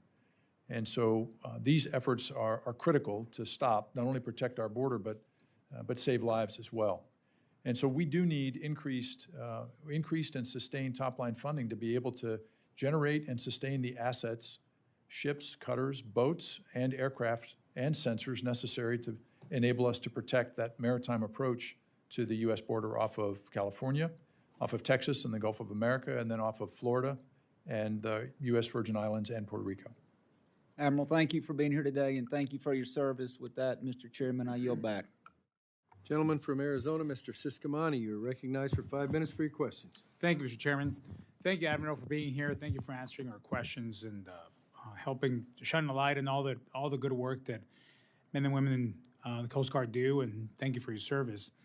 I represent a district in Arizona, 6th Congressional District. It's a border district. It includes portions of the southwest border. So while I, Coast Guard it doesn't come up every day in my desert district. It is something that I know that it's very linked to the issues that we deal with. And I'll just piggyback off what Congressman Guest was talking about regarding the border. So if you can build a little more on the, both on the migrant apprehension side, and we know that the numbers have dipped at the land areas of the border. But if you can speak a little bit of the challenges that we're facing with migrants and how your mission set is increasing, and how will your budget requests help with these efforts, especially since I understand that the Coast Guard has continued to indirect a relatively large numbers of migrants in the Florida Straits and off the San Diego as well. So can you speak a little bit on that? Thank you, Congressman, because we're not doing this mission alone, and I want to make sure I recognize, and we're getting great support from the Department of Defense. 2 Navy destroyers have been assigned to this mission, including off of California, and they're providing critical capability to support our needs in areas where we have gaps. But the challenges we're getting after with the smuggling attempts, we're seeing a range of conveyances, whether it's personal watercraft that move quickly under cover of darkness, these high-speed outboard engine-equipped, what we call pangas, fast boats, that move drugs or people quickly in attempts to cross the border. And so working together with the Navy, with the other members of DHS is critically important. But we're continually hampered by pressure for sustaining and operating our assets. Our boats and our ships we're not able to maintain them at the rate we need to. And so they're not always as available as we need them to be when a mission demand occurs or an operational case is detected. And so to be successful, persistent and harden our operational posture over the long term on the southern border, we need increased investment and sustainment for more modern assets that we're able to repair and keep operating with a greater availability. You know, you mentioned something on the partnerships and the work, the collaboration you're having with DOD and other departments. When it comes down to the technology, I guess, and with CBP, how are you able to communicate and the intelligence maybe that is shared, or how do you coordinate specifically with CBP or Border Patrol? Congressman, we're building on a very strong relationship with our brothers and sisters in Customs and Border Patrol already. We operate, particularly, San Diego is just one example, under what we call a regional coordinating mechanism, or RECOM. That's a very strong team that works seamlessly together because it doesn't matter between us and CBP and other team members who gets the credit. It's all about the outcome and working together to achieve that.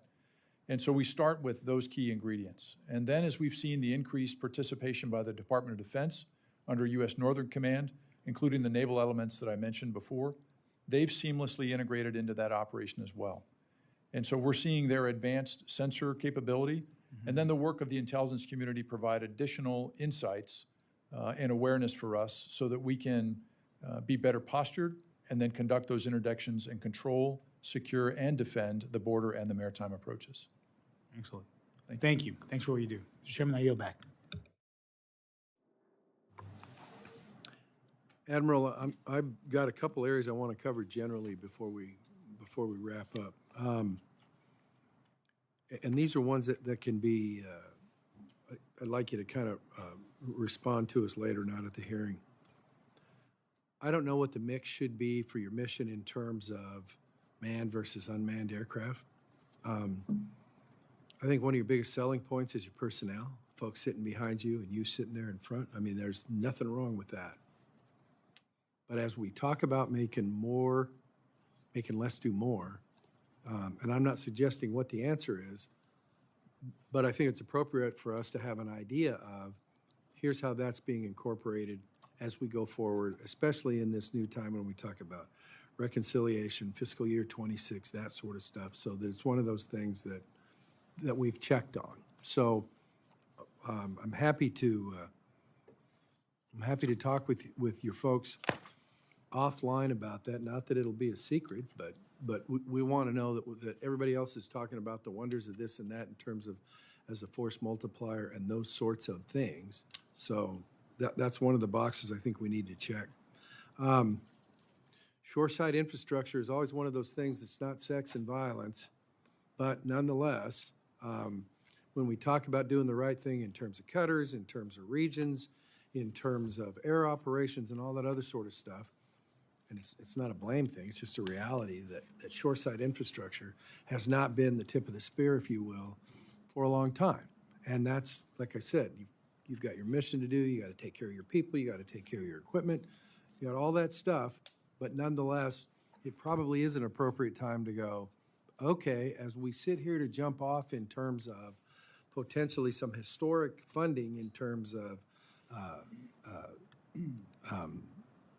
reconciliation as well as going forward into the next fiscal year, that's one of the areas I think we need to be able to say in our work product when somebody goes, it's like, well, we've talked about that and here's what our understanding is, and so that there's at least been a discussion and a consideration when the inevitable discussion comes on the floor for the Homeland Bill, that we can say with some factual basis, I know that's kind of novel these days in some quarters, but some factual basis, well, we've talked about that and here's where we're at.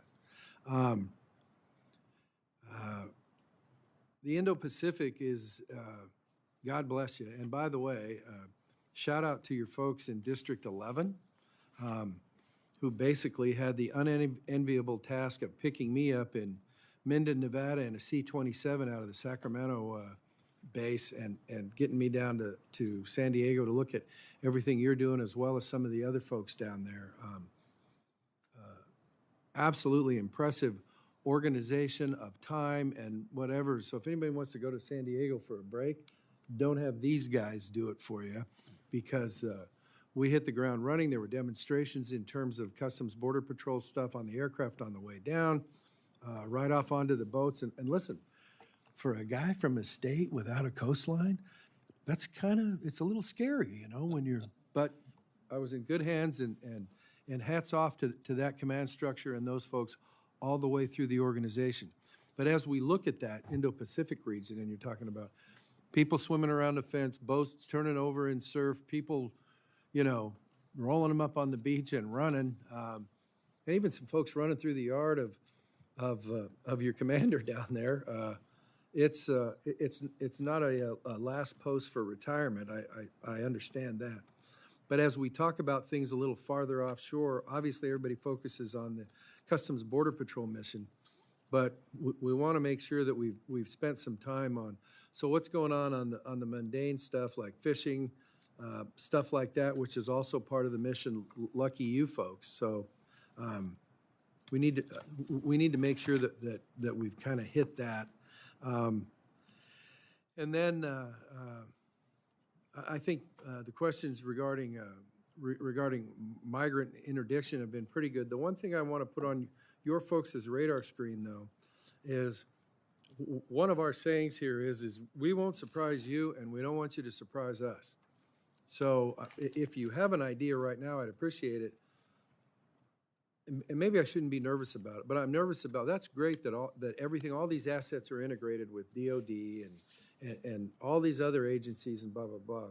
And when you talk about naval vessels, you know, in the Gulf or off the coast of San Diego, and I'm sure there's drone technology being whatever and all that, do you expect to get billed by DOD or the individual services, Navy, Marines, you know, when you see vehicles running around, air assets, rotary wing, drone, whatever it is, do you expect to have any bills back to you from the Navy or whatever saying, hey, love supporting you, here's the bill? Thank you, Chairman. With the respect to the 2 Navy ships that have been supporting us, we do not expect any request for reimbursement for the Navy for those operations. That's never been part of our discussion specific to those assets that are supporting us. So my ongoing request of you during this hearing is, as soon as the canary starts to cough in that mine, and somebody goes, hey, by the way, I hope you folks are saving up because we're getting ready to send you a bill, we need to know about it soonest. Because based on the information we've got so far, we're not planning for any of that. And so, you know the old saying, it works in your mission as well as anybody's, forewarned is forearmed. So we're thinking there's no warning due at the moment. So if any of that starts to change, comms needs to kick into active gear. I understand, Mr. Chairman. I'll work with the Department of Homeland Security and Department of Defense to make sure we tell you if that's changed. Okay. Last thing is, and every federal organization that I'm aware of struggles with this, and I like what I've heard so far, but obviously you've got the right concern regarding, hey, we got to take care of our folks with all this stuff. So the challenge will be, and as the ranking member of the full committee indicated, and the ranking member of this committee indicated, it's like we got to keep that balance in terms of how we taking care of our peeps, with obviously with equipment and facilities, but also with what's going on with recruiting, which I understand has ticked up a lot, and that's good. But obviously, along with all the other multitasking, I'm glad to hear that that's part of the deal where we're trying to keep an eye on that, and we'll continue to. With that, I think I have missed Mr. Gonzalez. The floor is yours for 5 minutes for questions. Thank you, Chairman, for holding this hearing, and thank you, Admiral, for being here. I mean, just to piggyback off the Chairman, this is the committee that wants to make sure you have all the tools to be successful. My team knows that, they put the binder together, and oftentimes I don't even use any of the notes, right? I create my own questions. Not today, right? Today, for all the staffers out there, I'm gonna read word for word what I've been given. And the reason being is I just got back from a trip from Japan where I met with the Prime Minister, and he brought up Alaska, which I thought was interesting. So my question to you, Admiral, is this.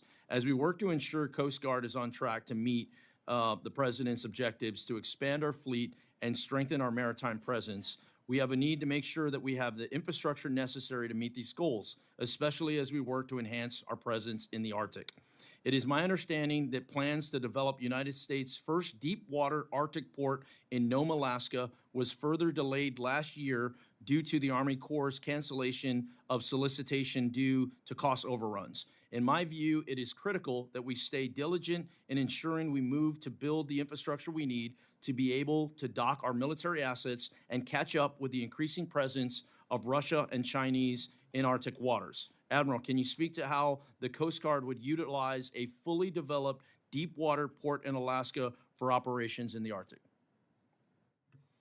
Congressman, we are the principal surface operational fleet for the United States in the Arctic region, and we're permanently based in Alaska. As to a permanent deep water port in Nome or on the north coast, we've been looking at that issue and working with the Corps of Engineers. I want to make sure I get you the most coordinated answer back along with the Corps of Engineers, including that latest information, which I did not have. So I'd like to follow up with a briefing or with that for the record, sir. Okay, that'd be great. And here's a little softer of a question. Can you further expand on the strategic importance of having the Arctic port in Alaska as it relates to the Arctic security? Well, sir, Alaska is what makes us an Arctic nation. And so our Coast Guard's strong presence, permanent presence that's based out of there is very important for our operations there. And ensuring the control, secure, and defense of our border in and around Alaska as well. We're going to be adding a permanent new asset up there in the coming years. In fact, this is the new commercially available icebreaker, what will be the Storis. It will sail on the 1st of June through the canal and up into the Gulf of Alaska above the Arctic Circle. Well, it will do operations. It will eventually be home ported in Juneau, which will be part of its permanent home port once that's complete. And so we're continuing to increase our footprint there. That's one of many assets that as we do modernization, will be moving up to be permanently assigned in Alaska. Thank you for that. We often talk about these in broad strokes, but, this is the Appropriations Committee. This is where we want to know the details, where we want to know what specific needs that you may have as you work with the DHS Secretary and the administration to work on that. My final question is this. Does the Coast Guard anticipating needing access to additional deep water ports in the Arctic as it increases operations in the region? Congressman, I don't have any specific needs identified at this point, but I'll take your question back and we'll give you a more complete answer, because that's an important answer as we look at our future force structure and force posture in Alaska as part of the Arctic.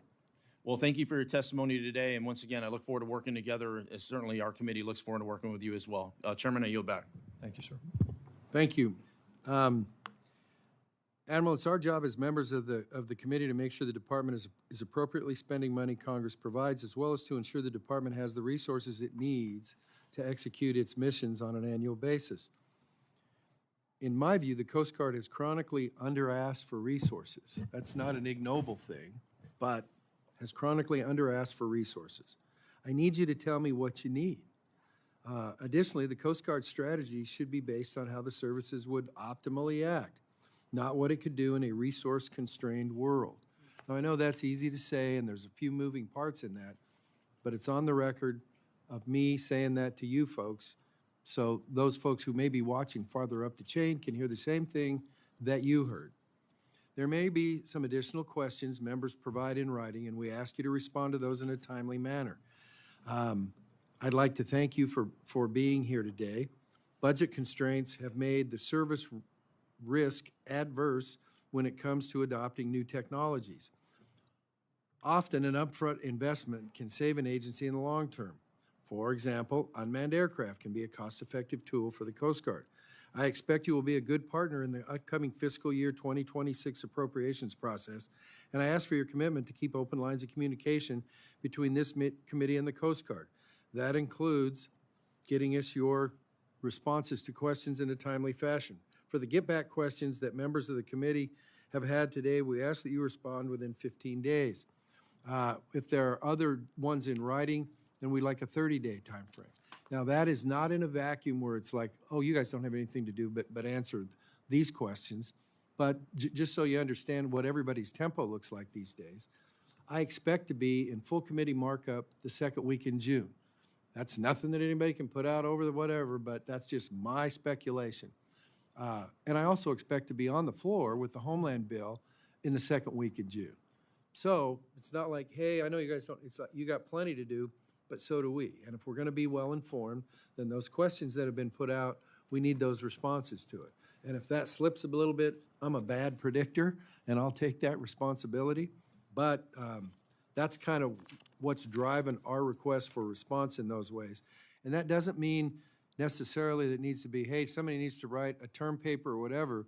If it can be handled with a phone call to the ranking member or to the ranking member of the committee or to one of us or to the committee staff, that's fine. If it turns out we need something more, then we'll get back to you. But nobody's going to criticize you for trying to be efficient with your use of time and your resources. And so, with that, I'd like to thank again the witness for being here today. I apologize for being here a little bit late. I hope I've made that up. And with that, the subcommittee stands adjourned.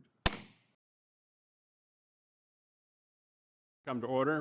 Today, the subcommittee will receive testimony from the Honorable John Phelan, Secretary of the Navy, Admiral James Kilby, Acting Chief of Naval Operations, and General Eric Smith, the Commandant of the United States Marine Corps.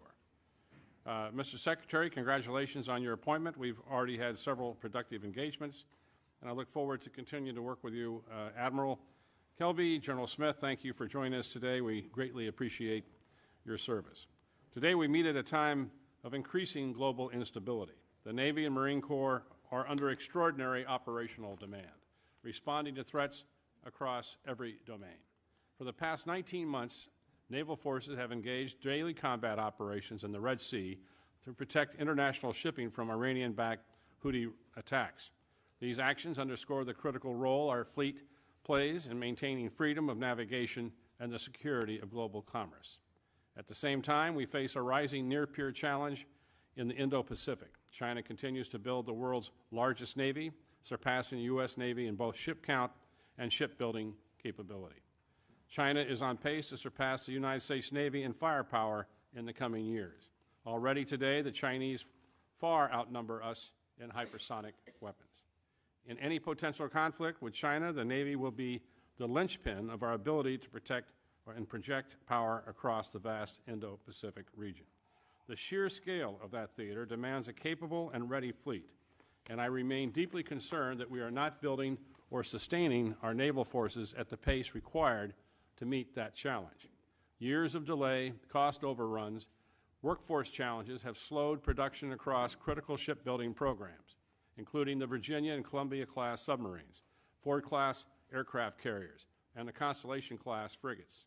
At the same time, the demand for capable, survivable platforms is only increasing. Delays in construction of the lead Columbia-class submarine presents a significant risk to strategic deterrence. I understand that the delivery schedule continues to slip since the 45-day shipbuilding review that was completed last spring. And the Columbia program is now looking at an 18 to 24-month delay in delivering the lead ship. How does this happen to the Navy's priority program? Further, I fear that delays in the Virginia-class program will only be compounded by delays in Columbia-class submarine construction. The Virginia-class program continues to hover at the construction cadence of 1.2 submarines a year versus the necessary cadence of 2 per year. Congress has invested significantly in the submarine industrial base. I want to know when these investments will prove out. While my optimism is waning, I'm hopeful that the recent award of funding for wage and productivity enhancements at the prime shipyards will help turn the tide. Ship maintenance and repair is another significant problem. Too many ships are stuck in yards too long, impacting readiness and deployment schedules. The Navy continues to face serious challenges in sustaining fleet readiness due to persistent maintenance delays across both public and private shipyards. A shortage of skilled labor, aging infrastructure, and inconsistent planning are undermining our ability to execute timely and maintenance availability. The problem carries operational consequences that are immediate and strategic. Delays ripple through deployment schedules, degrade crew morale, strain already overtasked platforms. These readiness shortfalls directly impact the Navy and the Marine Corps' ability to respond to global crisis and surge forces where needed. Without decisive improvements in maintenance execution, we risk building a fleet on paper that cannot meet operational demands in practice. This brings me to the Navy's requirement around amphibious warfare ships. While the Navy is required to maintain a fleet of at least 31 amphibs, the current state of the fleet raises serious doubts about whether that requirement is being met in an operationally credible way. Aging hulls, maintenance delays, and lack of sustained investment have eroded the operational availability of our amphibious fleet, putting real pressure on the Marine Corps' ability to train, deploy, and respond globally. Amphibious ships are not operational assets. They are central to our ability to project power, reassure our allies, and deter adversaries. The committee expects a plan not just to meet the letter of the law, but to ensure that the amphibious fleet is truly capable and ready. We must get shipbuilding back on track, strengthen the industrial base that supports it. That includes looking to expand international cooperation, particularly with close partners like Japan, South Korea, who are developing advanced naval technologies, regional shipbuilding expertise that may present a collaborative opportunity. We need to create solutions to increase output, throughput, expand